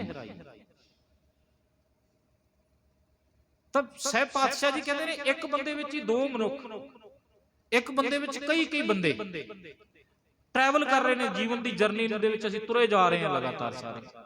ਹਾਂ, ਸਹਿਬ ਪਾਤਸ਼ਾਹ ਫਿਰ ਇਹਦੇ ਤੋਂ ਮੁਕਤੀ ਕਿਵੇਂ ਹੋਵੇ? ਸਤਿਗੁਰੂ ਕਹਿੰਦੇ ਨੇ ਤੈਨੂੰ ਰਸਤਾ ਦੱਸਦੇ ਆ। ਇੱਕ ਆਤਮਿਕ ਸਫ਼ਰ ਹੈ ਕਿਤੇ, ਕਿਉਂਕਿ ਅਲੱਗ-ਅਲੱਗ ਹੈਗੇ ਨਾ, ਤੇ ਸਾਰਿਆਂ ਦਾ ਫਿਰ ਜੀਵਨ ਵੀ ਅਲੱਗ-ਅਲੱਗ ਹੈ, ਕਰੈਕਟਰ ਵੀ ਵੱਖੋ ਵੱਖਰਾ। ਸਤਿਗੁਰੂ ਕਹਿੰਦੇ ਨੇ ਸਾਰਿਆਂ ਦੇ ਵਿੱਚ ਇੱਕ ਚੀਜ਼ ਜ਼ਰੂਰ ਪੈਦਾ ਕਰੀ, ਉਹ ਹੈਗੀ ਜਰਨ ਸ਼ਕਤੀ। ਜਿੰਨੀ ਕੁ ਜਰਨ ਸ਼ਕਤੀ ਸਰੀਰ ਵਿੱਚ ਹੋਵੇ ਉਨੀ ਕੁ ਆਤਮਾ ਵਿੱਚ ਵੀ ਹੋਵੇ। ਮਸਕੀਨ ਜੀ ਇੱਕ ਅਕਸਰ ਗੱਲ ਕਹਿੰਦੇ ਹੁੰਦੇ ਆ, ਉਹਨਾਂ ਦੀਆਂ ਬਹੁਤ ਬੇਸ਼ੁਮਾਰ 63-64 ਕਿਤਾਬਾਂ ਆਈਆਂ, ਬਹੁਤ ਲੈਕਚਰ ਉਹਨਾਂ ਦੇ ਦੁਨੀਆ ਨੇ ਸੁਣੇ, ਆਪ ਸਭ ਸੁਣਦੇ ਹੋਣਗੇ। ਪੰਥ ਦੇ ਵਿੱਚ ਪ੍ਰਮਾਣਿਤ ਸ਼ਖਸੀਅਤ ਹੈ, ਬਹੁਤ ਉਹਨਾਂ ਦੇ ਕੋਲ ਬੇਸ਼ੁਮਾਰ ਗਿਆਨ ਦਾ ਜਿਹੜਾ ਵੱਡਾ ਸੋਮਾ ਸੀਗਾ। ਤੇ ਉਹਨਾਂ ਦੀ ਲਗਾਤਾਰ ਕਥਾ ਜਿਹੜੀ ETC ਦੇ ਉੱਤੇ ਪਹਿਲਾਂ ਚੱਲਦੀ ਹੁੰਦੀ ਸੀਗੀ, ਉਹਦਾ ਨਾਮ ਹੀ ਕਥਾ ਦਾ ਗਿਆਨ ਦਾ ਸਾਗਰ ਰੱਖਿਆ ਸੀ ਉਹਨਾਂ ਨੇ, ਕਨਸੈਪਟ ਦਾ ਨਾਮ। ਤੇ ਉਹਨਾਂ ਨੇ ਇੱਕ ਦਿਨ ਦੀ ਵਾਰਤਾ ਸੁਣਾਈ ਸੀਗੀ, ਹਾਲਾਂਕਿ ਮੇਰਾ ਵਿਸ਼ਾ ਨਹੀਂ, ਮੈਂ ਕੇਵਲ ਵੇ ਆਫ ਕਨਵਿੰਸਿੰਗ ਸਮਝਣ ਵਾਸਤੇ ਇਹ ਚੀਜ਼ ਪੇਸ਼ ਕਰ ਰਿਹਾ। ਉਹ ਕਹਿੰਦੇ ਵੀ ਵੱਡਾ ਪਹਿਲਵਾਨ ਅਖਾੜੇ ਵਿੱਚ ਘੁਲਦਾ ਘੁਲਦਾ ਸਿੰਘੋਈ ਢਹਿ ਗਿਆ, ਤੇ 10 ਸਾਲ ਦੇ ਬੱਚੇ ਨੇ ਮਜ਼ਾਕ ਕੀਤਾ। ਉਹ ਕਹਿੰਦਾ ਵੀ ਤੇਰੀ ਕੋਈ ਜਿਹੜਾ ਇੱਜ਼ਤ ਹੈਗੀ, ਕੋਈ ਇੱਜ਼ਤ ਹੈ ਤੇਰੀ? ਤੂੰ ਐਡਾ ਵੱਡਾ ਹੋ ਕੇ ਢਹਿ ਗਿਆ। ਹੁਣ ਜਿਹੜੇ ਪਹਿਲਵਾਨ ਦੇ ਵਿੱਚ ਸਮਰੱਥਾ ਹੈਗੀ ਆ, ਹਾਥੀਆਂ ਵਰਗਾ ਬਲ ਹੈਗਾ, ਉਹ ਪਹਿਲਵਾਨ ਦੀ ਆਤਮਾ ਦੇ ਵਿੱਚ ਇੰਨਾ ਵੀ ਬਲ ਨਹੀਂ ਕਿ ਕਿਸੇ ਬੱਚੇ ਦੇ 2 ਬੋਲ ਸਹਾਰ ਸਕੇ। ਉਹ ਬੱਚੇ ਤੋਂ ਢਹਿ ਗਿਆ, ਤੇ ਅੱਗੋਂ ਫਕੀਰ ਤੁਰਿਆ ਹੁੰਦਾ ਤੇ ਪਹਿਲਵਾਨ ਬੱਚੇ ਦੇ ਪਿੱਛੇ, ਬੱਚਾ ਅੱਗੇ ਅੱਗੇ ਭੱਜਿਆ ਜਾਂਦਾ। ਉਹ ਫਕੀਰ ਅੱਗੋਂ ਕਹਿੰਦਾ ਹੈਗਾ, ਉਹ ਕਹਿੰਦਾ ਵੀ ਕਿਉਂ ਤੂੰ ਇੰਨਾ ਦੌੜਿਆ ਕਿਉਂ ਨਾ? ਉਹ ਕਹਿੰਦਾ ਵੀ ਇਸ ਬੱਚੇ ਨੇ ਮੈਨੂੰ ਜਿਹੜਾ ਹੈਗਾ ਚੋਟ ਮਾਰੀ ਹੈ। ਉਹ ਕਹਿੰਦਾ ਵੀ ਕਮਾਲ ਹੈ, ਤੇਰੇ ਸਰੀਰ ਤੇ ਦਿਸਦੀ ਤਾਂ ਹੈ ਨਹੀਂ। ਉਹ ਕਹਿੰਦਾ ਚੋਟ ਸਰੀਰ ਤੇ ਨਹੀਂ ਦਿਸਦੀ, ਇਹਨੇ ਮੈਨੂੰ ਬੜੇ ਇਸ ਤਰ੍ਹਾਂ ਦੇ ਸ਼ਬਦ ਕਹੇ ਨੇ ਜਿਨ੍ਹਾਂ ਕਰਕੇ ਮੇਰਾ ਮਨ ਆਹਤ ਹੋਇਆ। ਫਕੀਰ ਕਹਿੰਦਾ ਕਿਉਂ ਕਹੇ? ਉਹ ਕਹਿੰਦਾ ਜੀ ਮੈਂ ਢਹਿ ਗਿਆ ਸੀ। ਉਹ ਕਹਿੰਦੇ ਇੱਕ ਵਾਰੀ ਤਾਂ ਤੈਨੂੰ ਤੇਰੇ ਬਰਾਬਰ ਵਾਲੇ ਨੇ ਢਾਇਆ, ਪਰ ਕਹਿਣ ਲੱਗੇ ਤੂੰ ਆਤਮਿਕ ਤੌਰ ਤੇ ਇੰਨਾ ਕਮਜ਼ੋਰ ਹੈ, ਤੈਨੂੰ 10 ਸਾਲ ਦੇ ਬੱਚੇ ਨੇ ਵੀ ਢਾ ਲਿਆ। ਜਰਨ ਸ਼ਕਤੀ ਨਹੀਂ ਨਾ, ਸਹਿਣ ਸ਼ਕਤੀ। ਸਤਿਗੁਰਾਂ ਨੇ ਸਾਨੂੰ ਇਹ ਚੀਜ਼ ਸਿਖਾਈ ਕਿਵੇਂ ਸਹਿਣਾ ਹੈ। ਆਤਮਿਕ ਵਾਰ ਕਿੰਨੇ ਹੁੰਦੇ ਨੇ ਗੁਰੂ ਅਰਜਨ ਦੇਵ ਸਾਹਿਬ ਪਾਤਸ਼ਾਹ ਤੇ। ਸਤਿਗੁਰਾਂ ਨੇ ਆਪਣੇ ਆਤਮਾ ਦੇ ਉੱਤੇ ਹੁੰਦੇ ਵਾਰਾਂ ਦੀ ਕਹਾਣੀ ਗੁਰੂ ਗ੍ਰੰਥ ਸਾਹਿਬ ਦੇ ਵਿੱਚ ਬਿਆਨ ਕੀਤੀ ਹੈ। ਆਪ ਜੀ ਨੇ ਸ਼ਾਇਦ ਪੜ੍ਹੀ ਹੋਵੇ, ਖਿਆਲ ਹੈ ਵੀ ਕਿੱਥੇ ਹੈ? ਸ਼ਬਦ ਨੇ ਗੁਰੂ ਗ੍ਰੰਥ ਸਾਹਿਬ ਚ। ਜਦੋਂ ਸਤਿਗੁਰਾਂ ਦੀ ਆਤਮਾ ਤੇ ਵਾਰ ਹੋਇਆ ਨਾ, ਕਿਵੇਂ ਸਤਿਗੁਰਾਂ ਨੇ ਉਹਨਾਂ ਆਤਮਾ ਤੇ ਹੋਣ ਵਾਲੇ ਵਾਰਾਂ ਨੂੰ ਸਹਿਣ ਕੀਤਾ, ਉਹ ਸਾਰੀ ਦੀ ਸਾਰੀ ਵਾਰਤਾ ਆਪ ਜੀ ਗਾਹੇ ਬਗਾਹੇ ਕਿਤੇ ਪੜ੍ਹਦੇ ਵੀ ਹੋਵੋਗੇ, ਸੁਣਦੇ ਵੀ ਸ਼ਾਇਦ ਹਰ ਰੋਜ਼ ਹੋਵੋਗੇ, ਪਰ ਧਿਆਨ ਵਿੱਚ ਹੈ ਵੀ ਉਹਦੀ ਵਾਰਤਾ ਕੀ ਹੈ ਪਿੱਛੇ। ਵਾਰਤਾਕਾਰੀ ਵੀ ਹੁੰਦੀ ਨਾ ਹਰ ਚੀਜ਼ ਦੀ, ਕੋਈ ਪਿੱਛੇ ਉਹਦਾ ਉਥਾਨਕਾ ਹੁੰਦੀ ਹੈ, ਉਹਦੇ ਪਿੱਛੇ ਕੋਈ ਕਾਰਨ ਹੁੰਦਾ ਹੈ, ਕਹਿਣ ਵਾਲੇ ਦਾ ਕੋਈ ਪਰਪਸ ਹੁੰਦਾ ਹੈਗਾ। ਸ਼ਬਦ ਚੇਤੇ ਨੇ ਕਿਤੇ ਤੁਹਾਡੇ ਜੇਨ ਵਿੱਚ ਆਉਂਦੇ ਹੋਣ ਸ਼ਬਦ? ਗੁਰੂ ਸਾਹਿਬ ਦੀ ਆਤਮਾ ਤੇ ਕਿਸੇ ਨੇ ਵਾਰ ਕੀਤਾ, ਸਤਿਗੁਰਾਂ ਨੇ ਆਤਮਾ ਦੇ ਉਸ ਆਹਟ ਹੋਏ ਅਵਸਥਾ ਦੇ ਵਿੱਚੋਂ ਬਾਣੀ ਦੀ ਠੰਡਕ ਬਖਸ਼ਿਸ਼ ਕੀਤੀ ਸਮੁੱਚੇ ਵਿਸ਼ਵ ਨੂੰ, ਤੇ ਉਹ ਸ਼ਬਦ ਗੁਰੂ ਗ੍ਰੰਥ ਸਾਹਿਬ ਦੇ ਵਿੱਚ ਅੰਕਿਤ ਹੋ ਗਏ। ਇਹ ਵੀ ਕਮਾਲ ਹੈ। ਤੇ ਗੁਰੂ ਗ੍ਰੰਥ ਸਾਹਿਬ ਦੀਆਂ ਪ੍ਰਥਮ ਬਾਣੀਆਂ ਦੇ ਵਿੱਚ ਅੰਕਿਤ ਹੋ ਗਏ। ਸ਼ਾਇਦ ਤੁਹਾਡੇ ਖਿਆਲ ਵਿੱਚ ਹੋਵੇ ਸ਼ਬਦ ਕਿੱਥੇ ਨੇ। ਰਾਗ ਮਾਝ ਦੇ ਵਿੱਚੋਂ ਪੜ੍ਹ ਕੇ ਦੇਖੋ, ਜਦੋਂ ਧੰਨ ਗੁਰੂ ਅਰਜਨ ਦੇਵ ਸਾਹਿਬ ਪਾਤਸ਼ਾਹ ਨੂੰ ਲਾਹੌਰ ਭੇਜਿਆ ਗਿਆ ਸਿਹਾਰੀ ਮੱਲ ਦੇ ਬੇਟੇ ਦੀ ਸ਼ਾਦੀ ਦੇ ਉੱਤੇ, ਤੇ ਉਸ ਵਕਤ ਪਿਰਥੀ ਚੰਦ ਨੇ ਸਤਿਗੁਰਾਂ ਨੂੰ ਗੁਰੂ ਰਾਮਦਾਸ ਸਾਹਿਬ ਪਾਤਸ਼ਾਹ ਤੋਂ, ਕਿਉਂਕਿ ਉਦੋਂ ਗੁਰੂ ਅਰਜਨ ਦੇਵ ਸਾਹਿਬ ਪਾਤਸ਼ਾਹ ਗੁਰੂ ਰੂਪ ਨਹੀਂ, ਵਿਛੋੜਾ ਪਾ ਕੇ ਉਹਨਾਂ ਦੀ ਆਤਮਾ ਤੇ ਡੂੰਘੀ ਸੱਟ ਮਾਰੀ, ਤੇ ਉਸ ਡੂੰਘੀ ਸੱਟ ਦਾ ਜ਼ਿਕਰ ਗੁਰੂ ਅਰਜਨ ਦੇਵ ਸਾਹਿਬ ਪਾਤਸ਼ਾਹ ਨੇ ਬਾਣੀ ਵਿੱਚ ਕੀਤਾ। ਸ਼ਬਦ ਚੇਤੇ ਹੋਣਗੇ ਸ਼ਾਇਦ, ਹੁਣ ਤਾਂ ਬੋਲ ਸਕਦੇ ਹੋ। ਮੇਰਾ ਮਨ ਲੋਚੈ ਰਾਗ ਮਾਂਝ, ਪਹਿਲੀ ਬਾਣੀ ਸਮਾਪਤ ਹੁੰਦੀ ਤੇ ਦੂਜੀ ਬਾਣੀ ਸ਼ੁਰੂ ਹੋ ਜਾਂਦੀ। ਮੇਰਾ ਮਨ ਲੋਚੈ ਗੁਰ ਦਰਸ਼ਨ ਤਾਈ ਬਿਲਪ ਕਰੇ। ਇਹ ਆਤਮਾ ਦੀ ਅਵਸਥਾ ਆ। मेरा मन लोचै गुर दर्शन ताई, बिल्प करे चातरिक की न्याई, त्रिखा न उतरै। त्रिखा प्यास थरस ते, त्रिखा न उतरै, नींद ना आवे बिन दर्शन संत प्यारे जियो, हों घोली जियो घोल घुमाई, गुर दर्शन संत प्यारे जियो। ਇਹ ਪਹਿਲੀ ਚਿੱਠੀ ਆਪਣੀ ਆਤਮਾ ਦਾ ਹਾਲ ਗੁਰੂ ਸਾਹਿਬ ਨੇ ਗੁਰੂ ਰਾਮਦਾਸ ਸਾਹਿਬ ਪਾਤਸ਼ਾਹ ਨੂੰ ਭੇਜਿਆ, ਪਰ ਅੱਗੋਂ ਪ੍ਰਿਥੀ ਚੰਦ ਨੇ ਉਹ ਚਿੱਠੀ ਡੱਕ ਲਈ। ਮੈਂ ਕਹਾਣੀ ਨਹੀਂ ਬਿਆਨ ਕਰਨੀ, ਮੈਂ ਗੁਰੂ ਸਾਹਿਬ ਦੀ ਜਰਨ ਸ਼ਕਤੀ ਕਿੰਨੀ ਹੈ, ਸਹਿਣ ਸ਼ਕਤੀ, ਉਹ ਚੀਜ਼ ਆਪ ਦੇ ਨਾਲ ਸਾਂਝੀ ਕਰਨੀ। ਅੱਗੋਂ ਉਹ ਚਿੱਠੀ ਡੱਕ ਲਈ ਜਾਂਦੀ ਹੈ। ਹੁਣ ਅੰਦਰ ਦੀ ਬੇਬਲਤਾ ਹੈ, ਪਰ ਉਹ ਬੇਬਲਤਾ ਗੁਰੂ ਦੇ ਚਰਨਾਂ ਕੋਲੋਂ ਹੋ ਕੇ ਵਾਪਸ ਮੁੜਿਆ ਹੀ। ਸਿੱਖ ਆ ਕੇ ਕਹਿੰਦਾ ਆਪ ਦੀ ਚਿੱਠੀ ਦੇ ਆਇਆ, ਪਰ ਅੰਦਰੋਂ ਸੁਨੇਹਾ ਬਾਬਾ ਪ੍ਰਿਥੀ ਚੰਦ ਜੀ ਨੇ ਲਿਆ ਦਿੱਤਾ ਸੀਗਾ ਕਿ ਅਜੇ ਕੁਝ ਸਮਾਂ ਉੱਥੇ ਰਹਿਣ। ਤੇ ਇਧਰੋਂ ਦੂਜਾ ਵਾਰ ਕੀ ਕੀਤਾ, ਗੁਰੂ ਰਾਮਦਾਸ ਸਾਹਿਬ ਪਾਤਸ਼ਾਹ ਨੂੰ ਕਹਿੰਦੇ ਨੇ ਉੱਥੇ ਗੁਰੂ ਬਣ ਕੇ ਬਹਿ ਗਿਆ ਹੋਣਾ, ਆਪਣਾ ਪ੍ਰਚਾਰ ਸ਼ੁਰੂ ਕਰ ਲਿਆ ਹੋਣਾ, ਇਸ ਤਰ੍ਹਾਂ ਉੱਜਾਂ ਲਾਉਣ ਲੱਗ ਪਿਆ। ਦੂਜੀ ਚਿੱਠੀ ਫਿਰ ਸਾਹਿਬ ਪਾਤਸ਼ਾਹ ਭੇਜਦੇ ਨੇ, ਤੇਰਾ ਮੁਖ ਸੁਹਾਵਾ ਜੀਓ। ਜਦੋਂ ਬਾਣੀ ਨੂੰ ਇਸ ਤਰ੍ਹਾਂ ਪੜ੍ਹਦੇ ਆ ਨਾ ਤੇ ਉਥਾਨਕਾ ਵੀ ਪਤਾ ਲੱਗ ਜਾਂਦਾ ਕਿਹੜੀ ਅਵਸਥਾ ਵਿੱਚ, ਤੇ ਫਿਰ ਇਹਦਾ ਰਸ ਜਿਹੜਾ ਹੈਗਾ ਉਹ ਕਈ ਗੁਣਾ ਜ਼ਿਆਦਾ ਹੋ ਜਾਂਦਾ। ਤੇਰਾ ਮੁਖ ਸੁਹਾਵਾ ਜੀਓ, ਸਹਿਜ ਧੁਨ ਬਾਣੀ, ਚਿਰ ਹੋਆ ਦੇਖੇ ਸਾਰੰਗ ਪਾਣੀ।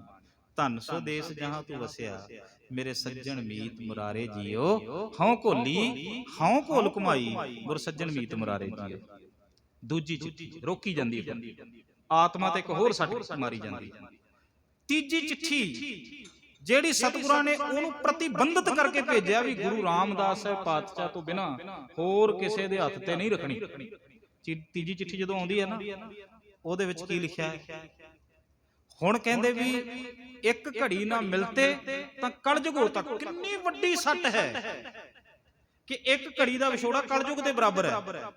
ਇੱਕ ਘੜੀ ਨਾ ਮਿਲਤੇ ਤਾਂ ਕਲਯੁਗ ਹੋਤਾ, ਹੁਣ ਕਦ ਮਿਲੀਏ ਪ੍ਰਿਆ ਤੁਧ ਭਗਵੰਤਾ, ਮੋਹੇ ਰੈਣ ਨਾ ਵਿਹਾਵੇ, ਨੀਂਦ ਨਾ ਆਵੇ, ਬਿਨ ਦੇਖੇ ਗੁਰ ਦਰਬਾਰੇ ਜੀਓ, ਹਉ ਘੋਲੀ ਜੀਓ ਘੋਲ ਘੁਮਾਈ, ਤੇ ਸੱਚੇ ਗੁਰ ਦਰਬਾਰੇ ਜੀਓ। ਹੁਣ ਤੀਜੀ ਚਿੱਠੀ ਜਦੋਂ ਆਉਂਦੀ ਹੈ ਨਾ, ਤੇ ਜਦੋਂ ਇਸ ਤਰ੍ਹਾਂ ਦੀ ਅਵਸਥਾ ਵਿੱਚ ਕੋਈ ਚਲਾ ਜਾਵੇ ਤੇ ਰਿਸ਼ਤੇ ਟੁੱਟ ਜਾਂਦੇ ਨੇ। ਕੋਈ ਇੰਨੀ ਸੱਟ ਮਾਰ ਦੇਵੇ ਤਾਂ ਰਿਸ਼ਤੇ ਟੁੱਟ ਜਾਂਦੇ ਨੇ। ਦੁਨੀਆ ਦੇ ਰਿਸ਼ਤੇ ਇਸੇ ਤਰ੍ਹਾਂ ਹੀ ਟੁੱਟਦੇ ਨੇ। ਦੇਖੇ ਨੇ ਤੁਸੀਂ ਵਿਚਰੋ ਸੰਸਾਰ ਦੇ ਵਿੱਚ, ਗੌਰ ਨਾਲ ਦੇਖੋ ਰਿਸ਼ਤੇ ਟੁੱਟਣ ਦੇ ਕਾਰਨ ਕੀ ਨੇ। ਬਸ ਕੁਝ ਕੋ ਬੋਲ ਤੇ ਕਬੋਲ, ਤੇ ਕੁਝ ਆਤਮਿਕ ਜੀਵਨ ਦੀਆਂ ਅੜਚਨਾਂ ਰਿਸ਼ਤੇ ਟੁੱਟਣ ਦਾ ਕਾਰਨ। ਪਰ ਧੰਨ ਗੁਰੂ ਅਰਜਨ ਦੇਵ ਸਾਹਿਬ ਪਾਤਸ਼ਾਹ ਇੰਨਾ ਕੁਝ ਜਰ ਗਏ।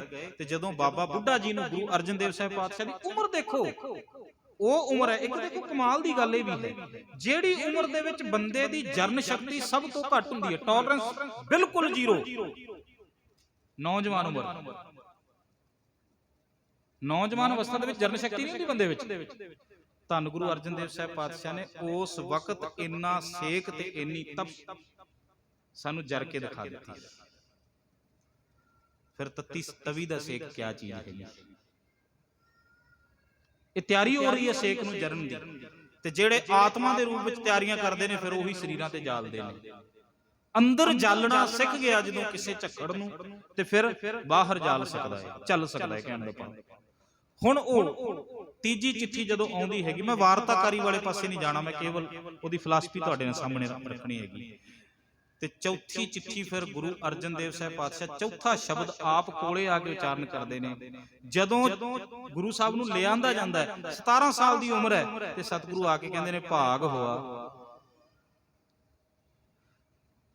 ਬੋਲੋ ਕਾ ਸ਼ਬਦ ਨਾਲ ਨਾਲ ਜੇ ਚੇਤੇ ਹੈਗੇ ਨੇ, ਭਾਗ ਹੋਆ ਗੁਰ ਸੰਤ ਮਿਲਾਇਆ, ਪ੍ਰਭ ਅਬਨਾਸੀ ਘਰ ਮੈਂ ਪਾਇਆ, ਸੇਵ ਕਰੀ ਪਲ ਚਸਾ ਨ ਵਿਛੜਾ, ਜਨ ਨਾਨਕ ਦਾਸ ਤੁਮਾਰੇ ਜੀਓ, ਹਉ ਘੋਲੀ ਜੀਓ ਘੋਲ ਘੁਮਾਈ, ਜਨ ਨਾਨਕ ਦਾਸ ਤੁਮਾਰੇ ਜੀਓ। ਇੰਨੀ ਸਹਿਜ ਅਵਸਥਾ ਨਾਲ ਤੁਸੀਂ ਇਹ ਨਾ ਸਮਝੋ ਕਿ ਕਿਤੇ ਜ਼ਿੰਦਗੀ ਦੇ ਆਖਰੀ 43 ਸਾਲ ਦੀ ਉਮਰ ਵਿੱਚ ਜਾ ਕੇ ਕਿਤੇ ਤੱਤੀ ਤਵੀ ਤੇ ਬੈਠੇ ਨੇ। ਸਤਿਗੁਰੂ ਤਾਂ ਉਸ ਤੋਂ ਪਹਿਲਾਂ ਵੀ ਆਪਣੀ ਆਤਮਾ ਨੂੰ ਤੱਤੀ ਤਵੀ ਤੇ ਬਿਠਾਉਣ ਦੀਆਂ ਪ੍ਰੈਕਟਿਸਾਂ ਕਰਦੇ ਰਹੇ ਨੇ, ਤਿਆਰੀਆਂ ਕਰਦੇ ਰਹੇ ਨੇ। ਹਾਂ, ਅਸੀਂ ਉਸ ਪੱਖ ਨੂੰ ਅਜੇ ਤੱਕ ਦੇਖਿਆ ਨਹੀਂ। ਫਿਰ ਤੁਸੀਂ ਦੇਖੋ ਆਤਮਿਕ ਵਾਰ ਹੈ। ਉਸ ਲਿਖਾਰੀ ਨੇ ਇੱਕ ਕਮਾਲ ਦੀ ਗੱਲ ਹੋਰ ਲਿਖੀ, ਪ੍ਰਿੰਸੀਪਲ ਸਤਬੀਰ ਸਿੰਘ ਨੇ ਵੀ ਜ਼ਿਕਰ ਕੀਤਾ, ਪ੍ਰਤੱਖ ਹਰ ਕਿਤਾਬ ਦਾ ਨਾਮ, ਉਹਦੇ ਵਿੱਚ ਜ਼ਿਕਰ ਕੀਤਾ। ਉਹ ਕਹਿੰਦੇ ਸਤਿਗੁਰੂ ਜਦੋਂ ਗੁਰੂ ਕੇ ਮਹੱਲ ਵਾਲੇ ਪਾਸੇ ਜਿਹੜੀ ਗਲੀ ਆਉਂਦੀ ਤੇ ਉਹ ਦਰਬਾਰ ਸਾਹਿਬ ਨੂੰ ਆ ਰਹੇ ਨੇ, ਸਤਿਗੁਰਾਂ ਦਾ ਘਰ ਪਿੱਛੇ ਸੀਗਾ ਤੇ ਪ੍ਰਿਥੀ ਚੰਦ ਦਾ ਘਰ ਜਿਹੜਾ ਹੈਗਾ ਉਹ ਦਰਬਾਰ ਸਾਹਿਬ ਦੇ ਨੇੜੇ ਸੀ ਉਹਦਾ ਸੇਬਾ। ਤੇ ਜਿਹੜੀ ਪ੍ਰਿਥੀ ਚੰਦ ਦੀ ਪਤਨੀ ਹੈਗੀ ਕਰਮੋ, ਇਹ ਹੇਹਰ ਪਿੰਡ ਦੀ ਹੈ ਲਾਹੌਰ ਦੇ ਲਾਗੇ। ਇਹਨੇ ਬਹੁਤ ਕੁਝ ਕੀਤਾ, ਇਹਨੇ ਦਰਬਾਰ ਸਾਹਿਬ ਵੀ ਪ੍ਰਿਥੀ ਚੰਦ ਨੇ ਆਪਣਾ ਬਣਾ ਲਿਆ ਸੀਗਾ ਵੱਖਰਾ ਸਾਰਾ ਕੁਝ ਹੀ। ਚਲੋ ਮੇਰੇ ਕੋਲ ਸਮਾਂ ਨਹੀਂ ਮੈਂ ਸਾਰੀਆਂ ਚੀਜ਼ਾਂ ਸਾਂਝੀਆਂ ਕਰ ਸਕਾਂ। ਪ੍ਰਿਥੀ ਚੰਦ ਦੀ ਪਤਨੀ ਨੇ ਸਤਿਗੁਰਾਂ ਦੇ ਸੀਸ ਵਿੱਚ ਕੂੜਾ ਪਾ ਦਿੱਤਾ ਸੀ, ਕੂੜਾ ਸੁੱਟ ਦਿੱਤਾ ਸੀਗਾ। ਹਾਲਾਂਕਿ ਰੋਜ਼ ਹੀ ਇਸ ਤਰ੍ਹਾਂ ਦੀਆਂ ਹਰਕਤਾਂ ਕਰਦੀ ਸੀ। ਅੱਜ ਭਾਈ ਗੁਰਦਾਸ ਵਰਗੇ ਸਿੱਖ ਨਾਲ ਸਨ, ਉਹ ਕਹਿੰਦੇ ਸਤਿਗੁਰੂ ਹੁਣ ਤਾਂ ਹੱਦ ਹੋ ਗਈ, ਹੁਣ ਨਹੀਂ ਜਰਿਆ ਜਾਂਦਾ ਸਾਡੇ ਤੋਂ। ਧੰਨ ਗੁਰੂ ਅਰਜਨ ਦੇਵ ਸਾਹਿਬ ਪਾਤਸ਼ਾਹ ਨੇ ਪਹਿਲੀ ਗੱਲ ਕਹੀ, ਉਹ ਕਹਿੰਦੇ ਭਾਈ ਜੀ, ਹਾਲਾਂਕਿ ਭਾਈ ਗੁਰਦਾਸ ਜੀ ਗੁਰੂ ਅਰਜਨ ਦੇਵ ਜੀ ਦੇ ਮਾਮਾ ਜੀ ਸਨ ਰਿਸ਼ਤੇ ਵਿੱਚ, ਭਾਈ ਈਸਰ ਦਾਸ ਦੇ ਬੇਟੇ ਸਨ। ਤੇ ਭਾਈ ਈਸਰ ਦਾਸ ਗੁਰੂ ਅਮਰਦਾਸ ਜੀ ਤੋਂ ਵੱਡੇ ਭਰਾਤਾ ਨੇ, ਉਹਨਾਂ ਦੇ 4 ਭਰਾਤਾ ਨੇ। ਇੱਕ ਦੇ ਪਰਿਵਾਰ ਦੇ ਵਿੱਚੋਂ ਭਾਈ ਸੁੰਦਰ ਜੀ, ਇੱਕ ਚੋਂ ਭਾਈ ਗੁਰਦਾਸ ਜੀ, ਤੇ ਇੱਕ ਪਰਿਵਾਰ ਚੋਂ ਭਾਈ ਜੱਸੂ ਜੀ, ਜਿਨ੍ਹਾਂ ਨੂੰ ਗੁਰੂ ਅੰਗਦ ਦੇਵ ਸਾਹਿਬ ਪਾਤਸ਼ਾਹ ਦੀ ਪੁੱਤਰੀ ਬੀਬੀ ਅਮਰੋ ਵਿਆਹੀ ਹੋਈ ਸੀ। ਇਹ ਭਾਈ ਮਾਣਕ ਦੇ ਪੁੱਤਰ ਸਨ। ਚਲੋ ਇਹ ਇੱਕ ਵੱਖਰਾ ਵਿਸ਼ਾ ਹੈ, ਮੇਰੇ ਹੁਣ ਛੂਹਣ ਦਾ ਸਮਾਂ ਨਹੀਂ ਹੈ ਇਸ ਵਿਸ਼ੇ ਨੂੰ। ਤਾਂ ਭਾਈ ਗੁਰਦਾਸ ਜੀ ਨੇ ਕਿਹਾ, ਉਹ ਕਹਿੰਦੇ ਜਰਿਆ ਨਹੀਂ ਜਾ ਸਕਦਾ। ਸਤਿਗੁਰੂ ਕਹਿੰਦੇ ਨੇ ਭਾਈ ਜੀ ਅੱਜ ਕੂੜਾ ਪਿਆ ਹੈ, ਜੇ ਕੂੜਾ ਨਹੀਂ ਜਰ ਸਕੇ ਤੇ ਕੱਲ ਨੂੰ ਹੋ ਸਕਦਾ ਇਸ ਸੀਸ ਦੇ ਵਿੱਚ ਗਰਮ ਰੇਤਾ ਪੈ ਜਾਵੇ, ਉਹਨੂੰ ਜਰਨ ਦੀਆਂ ਤਿਆਰੀਆਂ ਫਿਰ ਕਿਸ ਤਰ੍ਹਾਂ ਹੋਣਗੀਆਂ। ਦੂਜੀ ਗੱਲ ਕਹੀ, ਜ਼ਿੰਦਗੀ ਜਿਉਣੀ ਹੈ ਨਾ, ਤੇ ਇਹ ਬੜਾ ਵੱਡਾ ਨੁਕਤਾ ਹੈ। ਉਹ ਕਹਿੰਦੇ ਉਹ ਊਝਾਂ ਲਾਉਂਦੇ ਨੇ, ਉਹਨਾਂ ਦੀ ਝੋਲੀ ਵਿੱਚ ਜੇ ਕੂੜਾ ਹੈ ਤੇ ਫਿਰ ਸਾਡੇ ਤੇ ਕੂੜਾ ਹੀ ਪਾ ਸਕਦੇ ਨੇ। ਜਿਹਦੇ ਕੋਲੇ ਜਿਹੜਾ ਕੁਝ ਹੁੰਦਾ ਏ ਉਹ ਉਹੀ ਦੂਜੇ ਨੂੰ ਦੇ ਸਕਦਾ ਏ। ਹੁਣ ਨਿਰਭਰਤਾ ਇਹ ਲੈਣ ਵਾਲੇ ਤੇ ਕਰਦਾ ਹੈ ਨਾ, ਕਿ ਉਹਨੇ ਕਿਸੇ ਦੀ ਦਿੱਤੀ ਹੋਈ ਚੀਜ਼ ਲੈਣੀ ਹੈ ਕਿ ਨਹੀਂ। ਤੁਹਾਨੂੰ ਕੋਈ ਮਾੜਾ ਕਹਿ ਸਕਦਾ, ਤੁਹਾਨੂੰ ਕੋਈ ਗਾਲਾਂ ਵੀ ਕੱਢ ਸਕਦਾ, ਤੁਹਾਨੂੰ ਕੋਈ ਮੰਦਾ ਵੀ ਬੋਲ ਸਕਦਾ ਹੈ, ਪਰ ਜਿਹੜਾ ਬੰਦਾ ਗਾਲ ਕੱਢ ਰਿਹਾ ਹੈ, ਜਿਹੜਾ ਬੰਦਾ ਮੰਦਾ ਬੋਲ ਰਿਹਾ ਹੈ, ਜਿਹੜਾ ਬੰਦਾ ਚੁਗਲੀ, ਬਖੀਲੀ, ਖੁਦੀ ਕੁਝ ਵੀ ਕਰ ਰਿਹਾ, ਉਹਦੇ ਕੋਲੇ ਆ ਪਹਿਲਾਂ ਤਾਂ ਫਿਰ ਹੀ ਤੁਹਾਨੂੰ ਦੇ ਰਿਹਾ ਨਾ। ਚਲੋ ਮੈਂ ਇੱਕ ਛੋਟਾ ਜਿਹਾ ਨੁਕਤਾ ਹੋਰ ਸਾਂਝਾ ਕਰਾਂ। ਆ ਨਿੱਕੇ ਨਿੱਕੇ ਬੱਚੇ ਵੀ ਵਿੱਚ ਬੈਠੇ ਨੇ। ਤੁਸੀਂ ਬੱਚੇ ਨੂੰ ਉਹ ਚੀਜ਼ ਦੇਣੀ ਚਾਹੋ ਜਿਹੜਾ ਬੱਚਾ ਨਹੀਂ ਚਾਹੁੰਦਾ, ਕੀ ਤੁਸੀਂ ਬੱਚੇ ਨੂੰ ਦੇ ਦਿਓਗੇ? ਨਹੀਂ। ਜਦੋਂ ਲੈਣਾ ਹੀ ਨਹੀਂ ਚਾਹੁੰਦਾ ਤੁਸੀਂ ਉਹਨੂੰ ਦੇ ਨਹੀਂ ਸਕੋਗੇ। ਇਹ ਮਨ ਨੂੰ ਜੇਕਰ ਕੋਈ ਮੰਦੇ ਬੋਲ ਦੇਣੇ ਚਾਹੁੰਦਾ ਹੈ, ਤੁਸੀਂ ਲੈ ਲੈਨੇ ਹੋ ਤੇ ਉਹ ਦੇ ਜਾਂਦਾ ਹੈ। ਜਿਸ ਦਿਨ ਤੁਸੀਂ ਲੈਣੋਂ ਹਟ ਗਏ ਨਾ, ਤੇ ਤੁਹਾਨੂੰ ਕੋਈ ਨਾ ਗਾਲ ਦੇ ਸਕੇਗਾ ਤੇ ਨਾ ਤੁਹਾਨੂੰ ਕੋਈ ਮੰਦਾ ਬੋਲ ਸਕੇਗਾ। ਬੋਲੀ ਜਾਵੇ, ਉਹ ਆਪਣੇ ਕੋਲੋਂ ਬੋਲ ਰਿਹਾ। ਜਦੋਂ ਤੁਸੀਂ ਉਹ ਲਈ ਨਾ, ਜਿਵੇਂ ਮਹਾਤਮਾ ਬੁੱਧ ਕਹਿੰਦੇ ਨੇ, ਲੋਕਾਂ ਨੇ ਗਾਲਾਂ ਕੱਢੀਆਂ ਤੇ ਨਾਲ ਉਹਨਾਂ ਦੇ ਆਨੰਦ ਸੀ, ਪੂਰਨ ਸੀ। ਉਹ ਕਹਿੰਦੇ ਜੀ ਇੰਨੇ ਮੰਦੇ ਬੋਲ, ਇੰਨੀਆਂ ਗਾਲਾਂ ਤੁਹਾਨੂੰ ਦਿੱਤੀਆਂ। ਉਹ ਕਹਿੰਦੇ ਦਿੰਦੇ ਰਹਿਣ, ਆਪਾਂ ਲਈਆਂ ਹੀ ਨਹੀਂ। ਜ਼ਿੰਦਗੀ ਦਾ ਸਭ ਤੋਂ ਵੱਡਾ ਨੁਕਤਾ ਚਵਾਂਗ ਅਸਤੂ ਦੇ ਜੀਵਨ ਚੋਂ ਮੈਂ ਪੜ੍ਹੀ ਘਟਨਾ। ਉਹ ਕਹਿੰਦਾ ਮੈਨੂੰ ਕੋਈ ਮੰਦੇ ਤੋਂ ਮੰਦੇ ਸ਼ਬਦ ਬੋਲਦਾ ਤੇ ਕਹਿੰਦਾ ਮੈਂ 24 ਘੰਟਿਆਂ ਤੱਕ ਨਹੀਂ ਸੁਣ ਲੈਂਦਾ। 24 ਘੰਟੇ ਬਾਅਦ ਜੇਕਰ ਕਿਤੇ ਉਹਦੇ ਬੋਲੇ ਬੋਲ ਮੇਰੀ ਗਲਤੀ ਦੇ ਮੁਤਾਬਕ ਹੁੰਦੇ ਤੇ ਮੈਂ ਪ੍ਰਾਪਤ ਕਰ ਲੈਂਦਾ ਸੀ ਵੀ ਹਾਂ ਮੈਂ ਇਹਦੇ ਲਾਇਕ ਹੈਗਾ। ਪਰ ਕਹਿਣ ਲੱਗੇ 24 ਘੰਟਿਆਂ ਵਿੱਚ ਜਿਹੜੇ ਮਨੁੱਖ ਨੇ ਮੈਨੂੰ ਕੁਝ ਮੰਦਾ ਬੋਲਿਆ ਹੁੰਦਾ ਸੀ, ਉਹਦਾ ਵੀ ਮਨ ਉਚਾਟ ਹੋ ਜਾਂਦਾ ਸੀ। ਉਹ ਮੇਰੇ ਬੋਲਣ ਤੋਂ ਪਹਿਲਾਂ ਮਾਫੀ ਮੰਗ ਲੈਂਦਾ ਸੀ। ਦਾ ਉਮਰ ਤੱਕ ਕਿਸੇ ਨਾਲ ਕਹਿੰਦਾ ਮੈਂ ਲੜਿਆ ਨਹੀਂ। ਚੀਨ ਦਾ ਬਹੁਤ ਵੱਡਾ ਵਿਦਵਾਨ ਹੋਇਆ ਚਵਾਂਗ ਅਸਤੂ। ਉਹਨੇ ਫਿਰ ਆਪਣੀ ਜ਼ਿੰਦਗੀ ਦੇ ਆਖਰੀ ਸਮੇਂ ਇਹ ਨੁਕਤਾ ਸਾਂਝਾ ਕੀਤਾ। ਗੁਰੂ ਅਰਜਨ ਦੇਵ ਸਾਹਿਬ ਪਾਤਸ਼ਾਹ ਕਹਿੰਦੇ ਨੇ ਜਿਹਦੇ ਕੋਲੇ ਕੂੜਾ ਏ ਉਹ ਕੂੜਾ ਹੀ ਦੇ ਸਕਦਾ ਹੈ, ਜਿਹਦੇ ਕੋਲੇ ਫੁੱਲ ਹੋਣਗੇ ਉਹੀ ਫੁੱਲ ਵਰਸਾਏਗਾ, ਜਿਹਦੇ ਕੋਲ ਗਰਮ ਰੇਤ ਆ ਉਹ ਗਰਮ ਰੇਤ ਪਾ ਸਕਦਾ ਹੈ, ਤੇ ਜਿਹਦੇ ਕੋਲੇ ਸ਼ੀਤਲ ਜਲ ਦੀਆਂ ਛਬੀਲਾਂ ਨੇ। ਅੱਜ ਗੁਰੂ ਅਰਜਨ ਦੇਵ ਸਾਹਿਬ ਪਾਤਸ਼ਾਹ ਵਾਸਤੇ ਅਸੀਂ ਸ਼ੀਤਲ ਜਲ ਦੀਆਂ ਛਬੀਲਾਂ ਲਾ ਰਹੇ ਹਾਂ। ਕਾਰਨ ਕਿਉਂਕਿ ਸਾਡੇ ਕੋਲੇ ਠੰਡਕ ਦਾ ਸੋਮਾ ਗੁਰੂ ਗ੍ਰੰਥ ਸਾਹਿਬ ਹੈ। ਗੁਰੂ ਗ੍ਰੰਥ ਸਾਹਿਬ ਦੀ ਵਿਚਾਰਧਾਰਾ ਦੇ ਵਿੱਚੋਂ ਸ਼ੀਤਲ ਜਲ ਦੀਆਂ ਛਬੀਲਾਂ ਹੀ ਨਿਕਲਣਗੀਆਂ। ਤੱਤੀਆਂ ਤਵੀਆਂ ਤੇ ਇਹ ਰੇਤਾ, ਇਹ ਤਾਂ ਕੱਟੜਵਾਦ ਦੇ ਵਿੱਚੋਂ ਨਿਕਲਦਾ ਹੈ। ਗੁਰੂ ਗ੍ਰੰਥ ਸਾਹਿਬ ਦੀ ਵਿਚਾਰਧਾਰਾ ਸਾਡੇ ਕੋਲ। ਤੁਸੀਂ ਇਹ ਸੋਚਦੇ ਹੋ ਅਸੀਂ ਲੰਗਰ ਕਿਉਂ ਵਰਤਾਉਨੇ ਆ? ਕਿਉਂਕਿ ਸਾਡੇ ਕੋਲ ਵਰਤਾਉਣ ਦੀ ਵਿਚਾਰਧਾਰਾ ਪਈ ਹੈ। ਜੇ ਵਿਚਾਰਧਾਰਾ ਨਾ ਹੁੰਦੀ ਨਾ, ਇਸ ਕਰਕੇ ਮੱਥਾ ਟੇਕੋ ਗੁਰੂ ਅਰਜਨ ਦੇਵ ਸਾਹਿਬ ਪਾਤਸ਼ਾਹ ਨੂੰ। ਉਹਨਾਂ ਨੇ ਸਾਨੂੰ ਸਦੀਵ ਵਿਚਾਰਧਾਰਾ ਦੇ ਦਿੱਤੀ। ਤੁਹਾਡੇ ਤੋਂ ਕੋਈ ਮੰਗਣ ਆਵੇ, ਤੁਸੀਂ ਕਿਸੇ ਨੂੰ ਬੁਰਾ ਦੇ ਹੀ ਨਹੀਂ ਸਕਦੇ, ਕਿਉਂਕਿ ਮੈਂ ਤੁਹਾਡੇ ਘਰ ਦੇ ਵਿੱਚ ਅਛਾਈ ਦਾ, ਮਿੱਠਤ ਦਾ, ਨਿਮਰਤਾ ਦਾ, ਸ਼ੀਤਲਤਾ ਦਾ ਖਜ਼ਾਨਾ ਬਖਸ਼ ਚੱਲਿਆ। ਤੁਸੀਂ ਕਿਸੇ ਨੂੰ ਠੰਡਕਤਾ ਦੇ ਸਕਦੇ ਹੋ, ਤੁਸੀਂ ਕਿਸੇ ਨੂੰ ਤਪਾਓਗੇ ਨਹੀਂ। ਅੱਜ ਪੂਰੀ ਕੌਮ ਜਿੱਥੇ ਵੀ ਲੰਗਰ ਲੱਗਦੇ ਨੇ, ਤੁਸੀਂ ਇਹਦੇ ਪਿੱਛੇ ਦੇਖੋ, ਗੁਰੂ ਅਰਜਨ ਦੇਵ ਸਾਹਿਬ ਪਾਤਸ਼ਾਹ ਦਾ ਦਿੱਤਾ ਮਹਾਨ ਖਜ਼ਾਨਾ। ਇਹ ਖਜ਼ਾਨਾ ਸਾਨੂੰ ਪ੍ਰੇਰਿਤ ਕਰਦਾ ਹੈ। ਸੜਕਾਂ ਦੇ ਉੱਤੇ ਜਿੱਥੇ ਵਕਤੀ ਫੌਜਾਂ, ਕਿਉਂਕਿ ਸਤਿਗੁਰਾਂ ਨੇ ਆਪ ਸਭ ਕੁਝ ਕੀਤਾ ਹੈ, ਪੱਧਤ ਜਿਹੜੇ ਵਕਤ ਲਾਹੌਰ ਦੇ ਵਿੱਚ ਅਕਾਲ ਪਿਆ ਸੀ, ਤਿੰਨ ਕਾਰਨ ਵੀ ਹੋਏ ਸਤਿਗੁਰਾਂ ਦੀ ਸ਼ਹਾਦਤ ਤੇ। ਇੱਕ ਤਾਂ ਇਹ ਸ਼ੀਤਲਤਾ ਦਾ ਵੱਡਾ ਸੋਮਾ, ਜਿਹਦੇ ਵਿੱਚ ਬਾਬਾ ਕਬੀਰ ਸਾਹਿਬ ਵਰਗੇ ਮਹਾਨ ਪੁਰਖ, ਜਿਨ੍ਹਾਂ ਦੀ ਆਵਾਜ਼ ਨੂੰ ਦਬਾਇਆ ਜਾਂਦਾ ਸੀ, ਉਹ ਬੈਠੇ ਨੇ। ਬਾਬਾ ਰਵਿਦਾਸ ਜੀ ਵਰਗੇ ਮਹਾਨ ਪੁਰਖ ਬਿਠਾ ਦਿੱਤੇ, ਬਾਬਾ ਨਾਮਦੇਵ ਜੀ ਵਰਗੇ।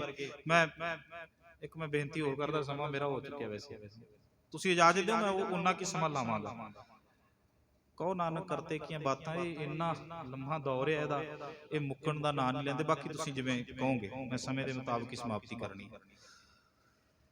ਇੱਕ ਨਾ ਵਿਦਵਾਨ ਨੇ ਪਿੱਛੇ ਜੇ ਇੱਕ ਗੱਲ ਲਿਖੀ ਸੀ, ਉਹਨੇ ਆਪਣੇ ਅੱਖੀਂ ਡਿੱਠਾ ਹਾਲ ਲਿਖਿਆ ਸੀ। ਉਹ ਕਹਿੰਦਾ ਬਾਬਾ ਨਾਮਦੇਵ ਜੀ ਨੂੰ ਬਾਂਹ ਫੜ ਕੇ ਮੰਦਿਰ ਚੋਂ ਕੱਢਿਆ ਜਾਂਦਾ,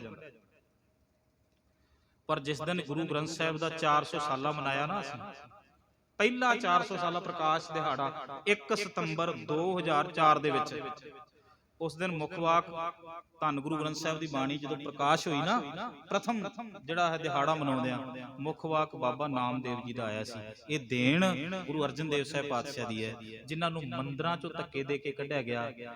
ਗੁਰੂ ਅਰਜਨ ਦੇਵ ਸਾਹਿਬ ਪਾਤਸ਼ਾਹ ਨੇ ਉਹਨੂੰ ਹਰੀ ਮੰਦਿਰ ਵਿੱਚ ਬਿਠਾ ਦਿੱਤਾ। ਬੋਲੋ ਸਤਨਾਮ ਸ਼੍ਰੀ। ਇਹ ਗੁਰੂ ਅਰਜਨ ਦੇਵ ਸਾਹਿਬ ਪਾਤਸ਼ਾਹ ਦੀ ਦੇਣ ਆ। ਜਿਹੜਾ ਸਿਧਾਂਤ ਅਸੀਂ ਜਿਹੜਾ ਹੈਗਾ ਸੁਣ ਨਹੀਂ ਸੀ ਸਕਣਾ, ਜਿਹੜਾ ਹਜ਼ਾਰਾਂ ਸਾਲਾਂ ਦਾ ਫਲਸਫਾ ਗੁਰੂ ਗ੍ਰੰਥ ਸਾਹਿਬ ਵਿੱਚ ਪਿਆ ਹੈ, ਇਹ ਸਾਡੇ ਤੋਂ ਅਲੋਪ ਹੋ ਜਾਣਾ ਸੀ। ਕਿਹਨੇ ਬਾਬਾ ਫਰੀਦ ਸਾਹਿਬ ਨੂੰ ਜਾਣਨਾ ਸੀ, ਜਦੋਂ ਉਹ ਕਹਿੰਦੇ ਸਨ ਫਰੀਦਾ ਸ਼ੱਕਰ ਖੰਡ ਨਿਵਾਤ ਗੁੜ, ਮਾਖਿਓ ਮਾਝਾ ਦੁੱਧ।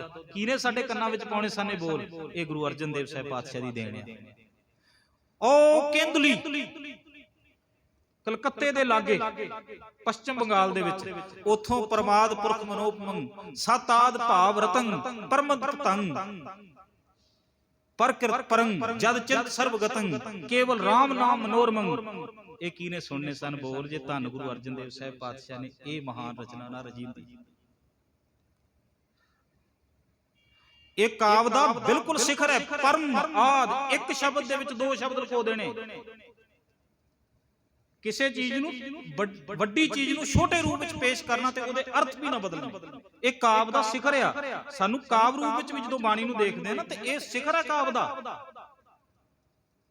ਪਰਮਾਦ ਪੁਰਖ ਮਨੋਪਮੰ ਸਤ ਆਦ ਭਾਵ ਰਤੰ ਪਰਮ ਅਦਭੁਤੰ ਪਰਮਦਭੁਤੰ ਅਸੀਂ ਬੋਲਦੇ ਹਾਂ। ਜਦ ਚਿੰਤ ਸਰਬਗਤੰ ਕੇਵਲ ਰਾਮ ਨਾਮ ਮਨੋਰਮੰ। ਕਿੰਨੇ ਕਮਾਲ ਦੇ ਬੋਲ, ਕਿਹਨੇ ਸਾਡੇ ਕੰਨਾਂ ਵਿੱਚ ਪਾਉਣੇ ਸੀ ਜੇ ਗੁਰੂ ਅਰਜਨ ਦੇਵ ਸਾਹਿਬ ਪਾਤਸ਼ਾਹ ਦੀ ਬਖਸ਼ਿਸ਼ ਨਾ ਹੁੰਦੀ। ਇਸੇ ਕਰਕੇ ਉਹ ਕਹਿੰਦੇ ਕਿ ਜਗ ਔਰ ਨ ਆਹੇ ਮਹਾਤਮ ਮੈਂ ਅਵਤਾਰ ਜਾਗਰ ਆਣ ਲਈ ਕੀਓ। ਇਹ ਬਖਸ਼ਿਸ਼ ਹੈ ਗੁਰੂ ਅਰਜਨ ਦੇਵ ਸਾਹਿਬ ਪਾਤਸ਼ਾਹ। ਸਤਿਗੁਰਾਂ ਨੇ ਇਹ ਬਖਸ਼ਿਸ਼ ਕੀਤੀ। ਇਹਦਾ ਕਰਕੇ ਇੱਕ ਖਿੱਤਾ, ਕਿਉਂਕਿ ਆਪਾਂ ਇਹਦੇ ਵਿੱਚ, ਕਿਉਂਕਿ ਜਿਹੜੀ ਵਾਰਤਾ ਤੁਸੀਂ ਸੁਣੀ ਹੈ ਨਾ, ਮੈਂ ਉਹ ਦੁਹਰਾਵਾਂਗਾ ਨਹੀਂ। ਚੰਦੂ, ਅਸੀਂ ਉਹਨੂੰ ਮੇਨ ਜਿਹੜਾ ਹੈਗਾ ਦੋਸ਼ੀ ਮੰਨਦੇ ਹਾਂ। ਚੰਦੂ ਦੇ ਨਾਲ ਇੱਕ ਦੋਸ਼ੀ ਹੋਰ ਹੈ ਭਾਈ ਕਾਨਾ, ਜਿਹਦੀ ਬਾਣੀ ਗੁਰੂ ਗ੍ਰੰਥ ਸਾਹਿਬ ਵਿੱਚ ਨਹੀਂ ਦਰਜ ਕੀਤੀ ਗਈ ਸੀ। ਉਹਦੀ ਬਾਣੀ ਦਾ ਸਾਰ ਕੀ ਸੀ? ਕਾਗਦ ਕੇਰੀ ਪੂਤਰੀ। ਉਹ ਕਹਿੰਦੇ ਔਰਤ ਕਾਗਜ਼ ਦੀ ਬਣਾਈ ਹੋਈ ਵੀ ਮਾੜੀ। ਗੁਰੂ ਅਰਜਨ ਦੇਵ ਸਾਹਿਬ ਪਾਤਸ਼ਾਹ ਨੇ ਉਹਦੀ ਬਾਣੀ ਦਾ ਦਰਜ ਨਹੀਂ ਕੀਤੀ। ਉਹ ਕਹਿੰਦੇ ਤੇਰੀ ਵਿਚਾਰਧਾਰਾ ਗਲਤ ਹੈ। ਇਸ ਘਰ ਵਿੱਚ ਤਾਂ ਸੋ ਕਿਉ ਮੰਦਾ ਆਖੀ ਜਿਤ ਜੰਮੇ ਰਾਜਾ। ਸ਼ਹਾਦਤ ਦਾ ਵੱਡਾ ਕਾਰਨ ਇਹ ਬਣਿਆ। ਸ਼ਹਾਦਤ ਦਾ ਦੂਜਾ ਕਾਰਨ, ਤੁਸੀਂ ਕਹਿੰਦੇ ਹੋ, ਆਪਾਂ ਕਈ ਵਾਰੀ ਗੱਲ ਕਰਦੇ ਚੰਦੂ ਦੀ ਲੜਕੀ ਦਾ ਰਿਸ਼ਤਾ ਨਹੀਂ ਲਿਆ, ਇਸ ਕਰਕੇ ਚੰਦੂ ਨੇ ਗ੍ਰਿਫਤਾਰ ਕੀਤਾ, ਪਰ ਇਹ ਕਾਰਨ ਨਹੀਂ ਸੀ। ਸਿੱਖਾਂ ਨੇ ਸਤਿਗੁਰਾਂ ਨੂੰ ਚਿੱਠੀ ਲਿਖੀ ਸੀ, ਇਹਦੀ ਲੜਕੀ ਦਾ ਰਿਸ਼ਤਾ ਨਹੀਂ ਲੈਣਾ, ਇਹ ਸੰਗਤ ਦਾ ਹੁਕਮ ਹੈ। ਸਤਿਗੁਰਾਂ ਨੇ ਚੰਦੂ ਦੀ ਲੜਕੀ ਦੇ ਰਿਸ਼ਤੇ ਦੇ ਬਦਲੇ ਨਹੀਂ, ਸੰਗਤ ਦੇ ਹੁਕਮ ਦੇ ਬਦਲੇ ਤੱਤੀ ਤਵੀ ਤੇ ਬੈਠੇ। ਉਹ ਕਹਿੰਦੇ ਰਿਸ਼ਤਾ ਮੈਂ ਲੈ ਲੈਂਦਾ, ਜਿੱਥੇ ਇੰਨਾ ਕੁਝ ਜਰਿਆ ਮੈਂ ਇਹ ਵੀ ਜਰ ਜਾਂਦਾ, ਪਰ ਸੰਗਤ ਦਾ ਹੁਕਮ ਹੈ, ਉਹ ਨਹੀਂ ਟਾਲਿਆ ਜਾ ਸਕਦਾ। ਜੋ ਕੁਝ ਸੰਗਤ ਨੇ ਕਹਿ ਦਿੱਤਾ, ਇਹ ਇਥੋਂ ਕੀ ਨਿਕਲਦਾ ਹੈਗਾ, ਜਿਹਨੂੰ ਤੁਸੀਂ ਕਹਿੰਦੇ ਡੈਮੋਕ੍ਰੈਟਿਕ ਸਿਸਟਮ। ਡੈਮੋਕ੍ਰੇਸੀ, ਲੋਕ ਮਤ ਨੂੰ ਅਹਿਮੀਅਤ ਦੇਣੀ। ਤੇ ਕਿਤੇ ਲੋਕ ਮਤ ਤੇ ਗੁਰੂ ਅਰਜਨ ਦੇਵ ਸਾਹਿਬ ਪਾਤਸ਼ਾਹ ਤੋਂ ਵੱਧ ਕੋਈ ਪਹਿਰਾ ਦੇ ਸਕਦਾ? ਲੋਕ ਮਤ ਦੀ ਦਿੱਤੀ ਹੋਈ ਇੱਕ ਚਿੱਠੀ ਤੇ ਤੱਤੀ ਤਵੀ ਤੇ ਬਹਿਣ ਵਾਸਤੇ ਤਿਆਰ ਹੋ ਜਾਂਦੇ ਨੇ। ਉਹ ਕਹਿੰਦੇ ਜਿਹੜਾ ਲੋਕਾਂ ਦਾ ਮਤ ਹੈ, ਜਿਹੜਾ ਸੰਗਤ ਦਾ ਮਤ ਹੈ, ਉਹਨੂੰ ਨਹੀਂ ਪਲਟਾਇਆ ਜਾ ਸਕਦਾ। ਅੱਜ ਜੇਕਰ ਲੋਕ ਮਤ ਦਾ ਘਾਣ ਹੋ ਰਿਹਾ ਹੈ, ਤੇ ਇੱਥੇ ਗੁਰੂ ਅਰਜਨ ਦੇਵ ਸਾਹਿਬ ਪਾਤਸ਼ਾਹ ਦੇ ਜੀਵਨ ਦੀਆਂ ਇਹ ਉਦਾਹਰਨਾਂ ਦੇਣੀਆਂ ਪੈਣੀਆਂ ਵੀ ਲੋਕਾਂ ਦੇ ਮਤ ਦੀ ਅਹਿਮੀਅਤ ਕੀ ਹੁੰਦੀ ਹੈ। ਕਿਉਂਕਿ ਅੱਜ ਕਿਤੇ EVM ਦਾ, ਕਿਤੇ ਬੈਲਟ ਪੇਪਰ ਦਾ ਕਿੰਨਾ ਰੌਲਾ ਪੈਂਦਾ। ਲੋਕ ਮਤ ਦੀਆਂ ਤਾਂ ਜਿਹੀਆਂ ਉੱਡ ਰਹੀਆਂ ਨੇ ਨਾ, ਫਿਰ ਉੱਥੇ ਦੱਸਣਾ ਪੈ ਗਿਆ ਉਦਾਹਰਨਾਂ ਪਈਆਂ ਨੇ ਇਤਿਹਾਸ ਵਿੱਚ। ਲੋਕ ਮਤ ਨੂੰ ਜਿਉਂਦਾ ਰੱਖਣ ਵਾਸਤੇ ਤੱਤੀ ਤਵੀ ਤੇ ਬੈਠੇ। ਤੀਜਾ ਸੀ ਸਭ ਤੋਂ ਵੱਧ ਖਤਰਾ, ਕਿਉਂਕਿ ਤੁਝ ਕੇ ਜਹਾਂਗੀਰੀ ਤੇ ਦਬਿਸਤਾਨੇ ਮਜ਼ਾਹਬ, ਦੋ ਕਿਤਾਬਾਂ ਜਿਹੜੀਆਂ ਨੇ ਮੁਹੰਮਦ ਮੂਬਦ ਜ਼ੁਲਫਕਾਰ ਅਰਦਸਤਾਨੀ ਮੋਹਸਨ ਫਾਨੀ, ਉਹਨਾਂ ਦੀਆਂ ਕਿਤਾਬਾਂ ਵਿੱਚ ਜਿਹੜਾ ਜ਼ਿਕਰ ਹੈਗਾ, ਉਹ ਕਹਿੰਦੇ ਦੁਕਾਨੇ ਬਾਤਲ ਖੋਲ ਰੱਖੀ ਹੈ, ਉਹਨੂੰ ਬੰਦ ਕਰਨ ਵਾਸਤੇ ਸਾਰਾ ਕੁਝ ਕੀਤਾ ਜਾ ਰਿਹਾ। ਇਹਦਾ ਮਤਲਬ ਜਹਾਂਗੀਰ ਨੂੰ ਇਹ ਵੀ ਪਤਾ ਸੀ ਸਤਿਗੁਰਾਂ ਦਾ ਰੁਤਬਾ ਕੀ ਹੈ। 6 ਕਰੋੜ ਦੀ ਸਿੱਖੀ ਸੇਵਕੀ ਸੀ ਉਸ ਵਕਤ। ਸਤਿਗੁਰਾਂ ਨੇ ਉਹਨਾਂ ਦੇ ਵੱਡੇ ਸਤੰਭ ਜਿਹੜੇ ਧਰਮ ਪ੍ਰਵਰਤਿਤ ਕਰ ਰਹੇ ਸਨ, ਉਸ ਧਰਮ ਪ੍ਰਵਰਤਨ ਦੇ 3 ਵੱਡੇ ਸਤੰਭਾਂ ਨੂੰ ਸਿੱਟ ਦਿੱਤਾ। ਤਰਨ ਤਾਰਨ ਵਸਾ ਕੇ ਕੋਟ ਫੱਤਾ ਲਾਗੇ ਹੈਗਾ, ਉਹਦਾ ਬਿਲਕੁਲ ਜਿਹੜਾ ਹੈਗਾ ਉਸ ਖਿੱਤੇ ਦੇ ਵਿੱਚੋਂ ਪ੍ਰਚਾਰ ਖਤਮ ਹੋ ਗਿਆ। ਦੂਜਾ ਹੈਗਾ ਹੁਸ਼ਿਆਰਪੁਰ ਦੇ ਲਾਗੇ ਕੰਗ ਮਾਈ, ਜਿੱਥੋਂ ਦਾ ਰਹਿਣ ਵਾਲਾ ਭਾਈ ਤੀਰਥਾ, ਜਿਹਨੂੰ ਭਾਈ ਮੰਝ ਕਹਿੰਦੇ ਆ, ਉਹ ਸਭ ਤੋਂ ਵੱਡਾ ਇਸਲਾਮ ਧਰਮ ਦਾ ਜਥੇਦਾਰ ਸੀ ਉਹਨਾਂ ਦਿਨਾਂ ਦੇ ਵਿੱਚ। ਉਹਨੂੰ ਪਰਤ ਕੇ ਸਿੱਖੀ ਦੇ ਰਾਹ ਤੇ ਲਿਆਂਦਾ। ਤੀਜਾ ਮਾਲਵੇ ਦੀ ਧਰਤੀ ਦਾ ਫਫੜੇ ਭਾਈ ਕੇ ਦਾ ਰਹਿਣ ਵਾਲਾ ਭਾਈ ਬਹਿਲੋ, ਸਿੱਧੂ ਵੰਸ਼ ਦੇ ਵਿੱਚੋਂ ਸੀ, ਲੱਖੀ ਜੰਗਲ ਦੇ ਖਿੱਤੇ ਦਾ ਰਹਿਣ ਵਾਲਾ ਸੀਗਾ। ਭਾਈ ਬਹਿਲੋ ਨੂੰ ਸਿੱਖੀ ਦੇ ਪ੍ਰਚਾਰ ਵਿੱਚ ਲਾਇਆ। ਚੌਥਾ, ਜਦੋਂ ਦੁਆਬੇ ਵੱਲ ਨੂੰ ਜਾਂਦੇ ਤੇ ਕਰਤਾਰਪੁਰ ਨਗਰ ਵਸਾਇਆ, ਭਾਈ ਸਾਲੋ ਵਰਗੇ ਸਿੱਖ ਉਧਰੋਂ ਆਉਂਦੇ ਨੇ। ਇੰਨਾ ਵੱਡਾ ਜਦੋਂ ਪ੍ਰਚਾਰ ਦਾ ਖਿੱਤਾ, ਇੱਕ ਲਹਿਰ ਉੱਠ ਖੜੀ। ਉਹ ਲਹਿਰ ਨਕਸ਼ਬੰਦੀਆਂ ਦੇ ਸਭ ਤੋਂ ਵੱਡੇ ਆਗੂ, ਮੈਂ ਛੋਟੀ ਜਿਹੀ ਗੱਲ ਕਹਿ ਕੇ ਸਮਾਪਤੀ ਕਰ ਦੇਣੀ, ਨਕਸ਼ਬੰਦੀਆਂ ਦੇ ਸਭ ਤੋਂ ਵੱਡੇ ਆਗੂ ਜਿਹਨੂੰ ਕਿਹਾ ਜਾਂਦਾ ਸ਼ੇਖ ਅਹਿਮਦ ਸਰਹੰਦੀ, ਇਹ ਸਰਹੰਦ ਦਾ ਰਹਿਣ ਵਾਲਾ ਸੀ। ਤੇ ਬੰਦਾ ਸਿੰਘ ਬਹਾਦਰ ਨੇ ਜਦੋਂ ਸਰਹੰਦ ਫਤਿਹ ਕੀਤੀ ਸੀ, ਕੱਲੀ ਸ਼ੇਖ ਅਹਿਮਦ ਸਰਹੰਦੀ ਦੀ ਕਬਰ ਢਾਈ ਸੀ ਬਾਬਾ ਬੰਦਾ ਸਿੰਘ ਬਹਾਦਰ ਨੇ। ਉਦੋਂ ਸਰਹੰਦ ਢਾਈ ਨਹੀਂ ਸੀ, ਜਦੋਂ ਫਤਿਹ ਕੀਤੀ ਹੈ ਨਾ, ਇੱਕ ਕਬਰਗਾਹ ਢਾ ਦਿੱਤੀ ਸੀ ਸ਼ੇਖ ਅਹਿਮਦ ਸਰਹੰਦੀ ਦੀ। ਕਿਉਂਕਿ ਸ਼ੇਖ ਅਹਿਮਦ ਸਰਹੰਦੀ ਮੇਨ ਸੀ ਗੁਰੂ ਸਾਹਿਬ ਨੂੰ ਸ਼ਹੀਦ ਕਰਵਾਉਣ ਦੇ ਵਿੱਚ। ਤੇ ਸ਼ੇਖ ਅਹਿਮਦ ਸਰਹੰਦੀ ਦਾ ਇੱਕ ਸ਼ਾਗਿਰਦ ਸੀਗਾ, ਜਿਹੜਾ ਸੀਗਾ ਫਰੀਦ ਬੁਖਾਰੀ, ਫਰੀਦ ਖਾਨ ਬੁਖਾਰੀ ਸੀ, ਉਹਦਾ ਨਾਮ ਸੀ ਮੁਰਤਜ਼ਾ ਖਾਨ। ਰੁਤਬਾ ਦਿੱਤਾ ਸੀ ਮੁਰਤਜ਼ਾ ਖਾਨ ਦਾ ਜਹਾਂਗੀਰ ਨੇ। ਇਹ ਇਹਦਾ ਚੇਲਾ ਸੀ, ਇਹਨਾਂ ਨੇ ਗ੍ਰਿਫਤਾਰ ਕੀਤਾ। ਸਾਰਾ ਜਿਹੜਾ ਹੈਗਾ ਪੂਰੇ ਦਾ ਪੂਰੀਆਂ ਚੀਜ਼ਾਂ ਰਲ ਕੇ, ਉਹ ਨਹੀਂ ਸੀ ਚਾਹੁੰਦਾ ਗੁਰੂ ਅਰਜਨ ਦੇਵ ਸਾਹਿਬ ਪਾਤਸ਼ਾਹ ਸੱਚ ਦਾ ਪ੍ਰਚਾਰ ਕਰਨ। ਸਤਿਗੁਰਾਂ ਨੇ ਫਿਰ ਆਪ ਮਕਤਲਖਾਨੇ ਵਿੱਚ ਜਾ ਕੇ ਗ੍ਰਿਫਤਾਰੀ ਦਿੱਤੀ। ਸਤਿਗੁਰਾਂ ਨੂੰ 15 ਮਈ ਨੂੰ ਗ੍ਰਿਫਤਾਰ ਕੀਤਾ ਗਿਆ, 30 ਮਈ ਨੂੰ ਸਤਿਗੁਰਾਂ ਦੀ ਸ਼ਹਾਦਤ ਹੋਈ। ਪਰ ਅਸੀਂ ਪੱਖਾਂ ਦੇ ਹਿਸਾਬ ਨਾਲ ਦਿਨ ਮਨਾਉਂਦੇ ਆ, ਇਸ ਕਰਕੇ ਅੱਜ ਅਸੀਂ 3 ਜੂਨ ਨੂੰ ਮਨਾ ਰਹੇ ਹਾਂ। ਸਤਿਗੁਰਾਂ ਨੂੰ ਜਦੋਂ ਗ੍ਰਿਫਤਾਰ ਕਰ ਲਿਆ ਗਿਆ, ਸਰਵਪ੍ਰਥਮ ਸਤਿਗੁਰਾਂ ਨੂੰ ਡਰਾਵੇ ਦਿੱਤੇ ਗਏ, ਤੁਹਾਨੂੰ ਖੱਲ ਵਿੱਚ ਮੜ ਦੇਵਾਂਗੇ, ਗਊ ਦੀ ਖੱਲ ਵਿੱਚ। ਸਤਿਗੁਰੂ ਡੋਲੇ ਨਹੀਂ। ਸਾਹਿਬ ਪਾਤਸ਼ਾਹ ਨੂੰ ਫਿਰ ਤੱਤੀ ਤਵੀ ਤੇ ਬਿਠਾਇਆ ਗਿਆ, ਸੀਸ ਵਿੱਚ ਗਰਮ ਰੇਤ ਪਾਈ ਗਈ। ਅਖੀਰ ਨੂੰ ਸਾਈਂ ਮੀਆਂ ਮੀਰ ਦੇ ਨਾਲ ਜਿਸ ਦਿਨ ਮਿਲਣੀ ਹੋਈ, ਮੈਂ 2 ਸ਼ੇਰ ਕਹਿ ਕੇ ਉਹਨਾਂ ਦੀ ਸ਼ਹਾਦਤ ਨੂੰ ਇਹਨਾਂ 2 ਸ਼ੇਰਾਂ ਵਿੱਚ ਬੰਦ ਕਰਕੇ ਸਮਾਪਨ ਕਰ ਦੇਣਾ ਹੈ। ਸਾਈਂ ਮੀਆਂ ਮੀਰ ਜਾਂਦਾ ਹੈ। ਗੁਰੂ ਅਰਜਨ ਦੇਵ ਸਾਹਿਬ ਪਾਤਸ਼ਾਹ ਧਰਤੀ ਤੇ ਬੈਠੇ ਨੇ, ਸਾਰੇ ਦਿਨ ਦੇ ਤਸੀਹੇ ਦਿੱਤੇ ਨੇ ਤੇ ਕੋਠੜੀ ਵਿੱਚ ਬੰਦ ਨੇ। ਮੀਆਂ ਮੀਰ ਦੇਖਦੇ ਨੇ ਤੇ ਉਹ ਮੀਆਂ ਮੀਰ ਕਹਿੰਦਾ, ਚਾਰੋਂ ਤਰਫੀ ਸੇਕ ਸੀ ਪਿਆ ਅੱਗ ਦਾ ਲਪਟਾ ਮਾਰਦਾ। ਪ੍ਰਿੰਸੀਪਲ ਗੰਗਾ ਸਿੰਘ ਦੇ ਬੋਲ ਨੇ, ਚਾਰੋਂ ਤਰਫੀ ਸੇਕ ਸੀ ਪਿਆ ਅੱਗ ਦਾ ਲਪਟਾ ਮਾਰਦਾ, ਛਾਲੇ ਛਾਲੇ ਹੋ ਗਿਆ ਜੁੱਸਾ ਸੱਚੀ ਸਰਕਾਰ ਦਾ। ਮੀਆਂ ਮੀਰ ਜੀ ਤੱਕਦਾ ਰੋਂਦਾ ਤੇ ਧਾਹਾਂ ਮਾਰਦਾ, ਕੀ ਜ਼ਾਲਮਾਂ ਨੇ ਕਰ ਦਿੱਤਾ ਹੈ ਹਾਲ ਮੁਰਸ਼ਿਦ ਯਾਰ ਦਾ। ਫਿਰ ਅੱਗੋਂ ਧੰਨ ਗੁਰੂ ਅਰਜਨ ਦੇਵ ਸਾਹਿਬ ਪਾਤਸ਼ਾਹ ਠੰਡਕ ਦੇ ਸ਼ੀਤਲਤਾ ਦੇ ਪੁੰਜ, ਉਹ ਕਹਿੰਦੇ ਕਹਿਣੇ ਲੱਗੇ ਸੁਨਵੀਰ ਜੀ ਛੋੜੋ ਪ੍ਰੀਤੀ ਚਾਮ ਸੇ, ਤਨ ਜਲ ਗਿਆ तो क्या हुआ मन शांत है हरि नाम से।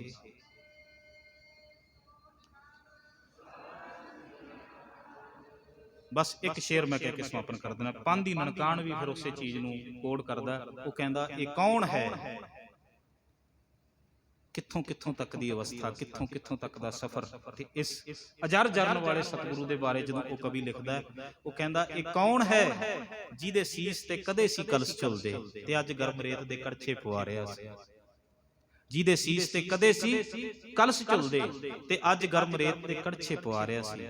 ਕਈ ਪੈਰ ਅੰਗਿਆਰਾਂ ਦਾ ਸੇਕ ਸਹਿ ਕੇ ਮੁਖੋਂ ਸਤਨਾਮ ਵਾਹਿਗੁਰੂ ਗਾ ਰਿਹਾ ਸੀ। ਕਈ ਪੈਰ ਅੰਗਿਆਰਾਂ ਦਾ ਸੇਕ ਸਹਿ ਕੇ ਮੁਖੋਂ ਸਤਨਾਮ ਵਾਹਿਗੁਰੂ ਗਾ ਰਿਹਾ ਸੀ। ਤੇ ਖਾ ਕੇ ਦੇਗ ਦੇ ਵਿੱਚ ਉਬਾਲਿਆਂ ਨੂੰ, ਖਾ ਕੇ ਦੇਗ ਦੇ ਵਿੱਚ ਉਬਾਲਿਆਂ ਨੂੰ ਸ਼ਾਂਤਮਈ ਦੇ ਪੂਰਨੇ ਪਾ ਰਿਹਾ ਸੀ। ਖਾ ਕੇ ਦੇਗ ਦੇ ਵਿੱਚ ਉਬਾਲਿਆਂ ਨੂੰ ਸ਼ਾਂਤਮਈ ਦੇ ਪੂਰਨੇ ਪਾ ਰਿਹਾ ਸੀ। ਸੀਨਾ ਤਪਦਾ ਜਗ ਦਾ ਠਾਰਨੇ ਨੂੰ ਤਨ ਆਪਣਾ ਸਾੜ ਕੇ ਦਿਖਾ ਰਿਹਾ ਸੀ। ਸੀਨਾ ਤਪਦਾ ਜਗ ਦਾ ਠਾਰਨੇ ਨੂੰ ਤਨ ਆਪਣਾ ਸਾੜ ਕੇ ਦਿਖਾ ਰਿਹਾ ਸੀ। ਗੱਲ ਕਹਿਣੀ ਸੌਖੀ ਤੇ ਸੁਣਨੀ ਵੀ ਬੜੀ ਸੌਖੀ। ਗੱਲ ਕਹਿਣੀ ਸੌਖੀ ਤੇ ਸੁਣਨੀ ਵੀ ਬੜੀ ਸੌਖੀ। ਔਖੀ ਹੁੰਦੀ ਹੈ ਘਾਲ ਕਮਾਉਣ ਵਾਲੀ, ਇਹ ਤਾਂ ਆਤਮਾ ਹੀ ਉਸ ਰੱਬ ਦੀ ਸੀ। ਤੱਤੀ ਤਵੀ ਤੇ ਸੁਖਮਣੀ ਗਾਉਣ ਵਾਲੀ। ਇਹ ਤਾਂ ਆਤਮਾ ਹੀ ਉਸ ਰੱਬ ਦੀ ਸੀ, ਤਤੀ ਤਵੀ ਤੇ ਸੁਖਮਣੀ ਗਾਉਣ ਵਾਲੀ। ਗੁਰ ਅਰਜਨ ਪ੍ਰਤੱਖ ਹਰ, ਜਿਨ੍ਹਾਂ ਨੂੰ ਯਾਦ ਕਰ ਰਹੇ ਹੋ। ਸਤਿਗੁਰੂ ਕਿਰਪਾ ਕਰਨ। ਮੇਰੇ ਕੋਲ ਇੰਨਾ ਸਮਾਂ ਨਹੀਂ ਸੀ, ਮੈਂ ਕੁਝ ਹੋਰ ਜਿਹੜਾ ਹੈਗਾ ਤੁਹਾਡੇ ਨਾਲ ਨੁਕਤੇ ਸਾਂਝੇ ਕਰਨੇ ਸਨ, ਪਰ ਰਹੀ ਵਾਸਤੇ ਕੱਤ ਸਮੇਂ ਨੇ ਇੱਕ ਨਾ ਮੰਨਿਓ। ਫੜ ਰਹੀ ਤਰੀਕ, ਸਮੇਂ ਖਿਸਕਾਈ ਕੰਨੀ, ਤਿੱਖੇ ਆਪਣੇ ਵੇਗ ਗਿਆ ਟੱਪ ਬੰਨੋ ਬੰਨੀ। ਹੁਣ ਕਿਵੇਂ ਨਾ ਸਕੀ ਰੋਕ, ਅਟਕ ਜੋ ਪਾਈ ਪੰਨੀ। ਹੁਣ ਕਿਵੇਂ ਨਾ ਸਕੀ ਰੋਕ, ਅਟਕ ਜੋ ਪਾਈ ਪੰਨੀ। ਸਮਾਂ ਆਪਣੀ ਚਾਲੇ ਚੱਲਦਾ ਜਾਂਦਾ। ਸੋ ਇੰਨੀਆਂ ਬੇਨਤੀਆਂ ਪ੍ਰਵਾਨ ਕਰ ਲੈਣੀਆਂ। ਬੋਲਦਿਆਂ ਹੋਇਆਂ ਅਨੇਕ ਊਣਤਾਈਆਂ, ਗਲਤੀਆਂ ਦੇ ਲਿਖੀਮਾਂ ਦੇ ਜਾਚਕਾਂ। ਆਪ ਜੀ ਸਾਰੇ ਜਿੰਨਾ ਵੀ ਕੁਝ ਸ਼ਰਵਣ ਕੀਤਾ ਹੈ, ਸਤਿਗੁਰੂ ਗੁਰੂ ਅਰਜਨ ਦੇਵ ਸਾਹਿਬ ਪਾਤਸ਼ਾਹ ਦੀ ਰਹਿਮਤ ਸਦਕਾ ਜੋ ਇੱਥੇ ਬੈਠੇ ਹੋ, ਆਪ ਦੇ ਹਿਰਦਿਆਂ ਦੇ ਵਿੱਚ ਸਤਿਗੁਰਾਂ ਦੀ ਪਵਿੱਤਰ ਸ਼ਹਾਦਤ ਦੇ ਉਸ ਜਜ਼ਬੇ ਨੂੰ ਨਮਨ। ਤੇ ਸਭ ਤੋਂ ਵੱਧ ਧੰਨਵਾਦ ਗੁਰੂ ਗ੍ਰੰਥ ਸਾਹਿਬ ਦਾ, ਜਿਨ੍ਹਾਂ ਦੀ ਗੋਦ ਵਿੱਚ ਬੈਠੇ ਆਨੰਦ ਸਾਹਿਬ ਦੀ ਬਾਣੀ ਨਾਲ ਜੁੜ ਕੇ ਉਸ ਤੋਂ ਬਾਅਦ ਆਪਾਂ ਅਰਦਾਸ ਬੇਨਤੀ ਵਿੱਚ ਸ਼ਮੂਲੀਅਤ ਕਰਾਂਗੇ। ਸ਼ੀਤਲ ਜਲ ਦੀਆਂ ਛਬੀਲਾਂ ਚੱਲ ਰਹੀਆਂ ਨੇ। ਸਮੁੱਚੀ ਪ੍ਰਬੰਧਕ ਕਮੇਟੀ ਭਾਈ ਇਕਬਾਲ ਸਿੰਘ ਹੋਰਾਂ ਦਾ, ਜਿੰਨੀ ਵੀ ਪ੍ਰਬੰਧਕ ਕਮੇਟੀ ਹੈਗੀ ਹੈ, ਪ੍ਰਬੰਧਕ ਜਨ ਨੇ, ਸਮੁੱਚਾ ਸਾਡਾ ਕੀਰਤਨੀ ਜਥਾ ਭਾਈ ਗੁਰਦੀਪ ਸਿੰਘ ਹੋਰੀ, ਆਪ ਸੰਗਤਾਂ, ਨਾਮ ਮੈਂ ਸਾਰਿਆਂ ਨੂੰ ਲੈ ਨਹੀਂ ਸਕਦਾ। ਸਾਰੀਆਂ ਸੰਗਤਾਂ ਦਾ ਧੰਨਵਾਦ ਜੋ ਇਤਨੇ ਪ੍ਰੇਮ ਅਤੇ ਅਦਬ ਅਦਾਬ ਸਹਿਤ ਸੁਣਿਆ। ਸੋ ਫਤਿਹ ਦੀ ਸਾਂਝ ਪਾਉਂਦਿਆਂ ਦਿਓ ਅਸੀਸੜੀਆਂ, ਇੱਕੋ ਵਾਰ ਕਹਿਣ ਤੇ ਬੋਲੋ ਸਾਰੇ ਵਾਹਿਗੁਰੂ ਜੀ ਕਾ ਖਾਲਸਾ, ਵਾਹਿਗੁਰੂ ਜੀ ਕੀ ਫਤਿਹ।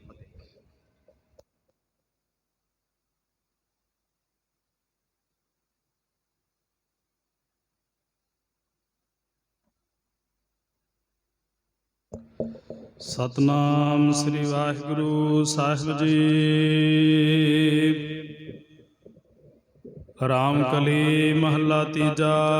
ਆਨੰਦ ਏਕ ਓੰਕਾਰ ਸਤਿਗੁਰ ਪ੍ਰਸਾਦ। ਆਨੰਦ ਪਿਆ ਮੇਰੀ ਮਾਏ, ਸਤਿਗੁਰੂ ਮੈਂ ਪਾਇਆ।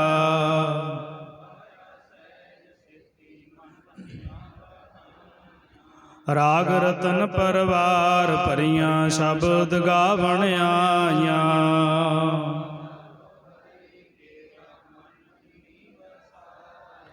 ਕਹਿ ਨਾਨਕ ਆਨੰਦ ਹੋਆ, ਸਤਿਗੁਰੂ ਮੈਂ ਪਾਇਆ।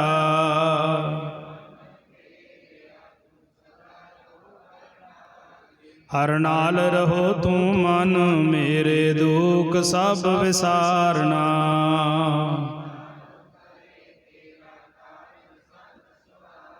ਸਭਨਾ ਗੱਲਾਂ ਸਮਰੱਥ ਸੁਆਮੀ, ਸੋ ਕਿਉ ਮਨੋ ਵਿਸਾਰੇ।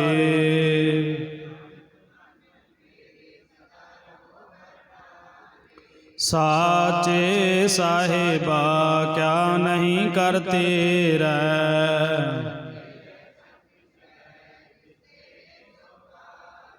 ਸਦਾ ਸਿਫਤ ਸਲਾਹ ਤੇਰੀ, ਨਾਮ ਮਨ ਵਸਾਵੇ।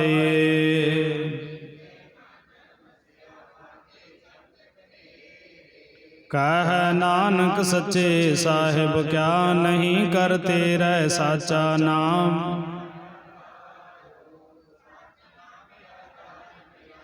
ਭੁੱਖਾਂ ਸਭ ਗਵਾਈਆਂ, ਕਰ ਸ਼ਾਂਤ ਸੁਖ ਮਨ ਆਏ ਵਸਿਆ। ਜਨੇਚਾਂ ਸਭ ਪੁਜਾਈਆਂ,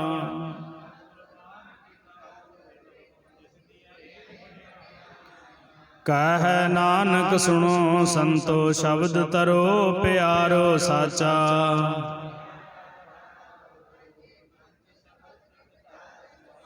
ਘਰ ਸੁਭਾਗੇ ਸ਼ਬਦ ਵਾਜੇ, ਕਲਾ ਜਿਤ ਕਰ ਤਾਰਿਆ।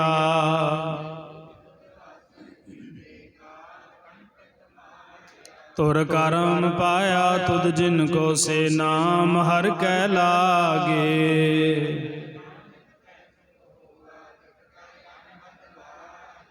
ਆਨੰਦ ਸੁਣੋ ਵਡ ਭਾਗਿਓ, ਸਗਲ ਮਨੋਰਥ ਪੂਰੇ।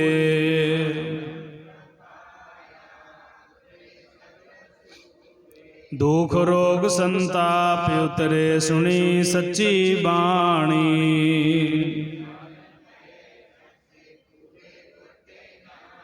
ਸੁਣਤੇ ਪੁਨੀਤ ਕਹਤੇ, ਪਵਿੱਤ ਸਤਿਗੁਰ ਰਹਿਆ ਭਰਪੂਰੇ।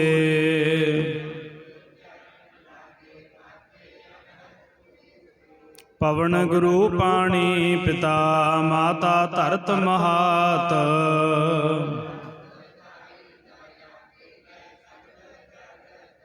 ਚੰਗਿਆਈਆਂ ਬੁਰਿਆਈਆਂ ਵਾਚੈ ਧਰਮ ਹਦੂਰ।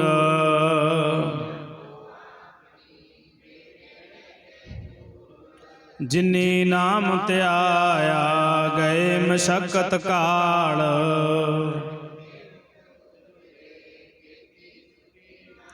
ਬੋਲੋ ਵਾਹਿਗੁਰੂ ਜੀ ਕਾ ਖਾਲਸਾ ਵਾਹਿਗੁਰੂ ਜੀ ਕੀ ਵਾਹਿਗੁਰੂ ਜੀ ਕਾ ਖਾਲਸਾ ਵਾਹਿਗੁਰੂ ਜੀ ਕੀ ਫਤਿਹ। ਵਾਹਿਗੁਰੂ ਜੀ ਕਾ ਖਾਲਸਾ ਵਾਹਿਗੁਰੂ ਜੀ ਕੀ ਫਤਿਹ। ਤੂੰ ਠਾकुर तुम पे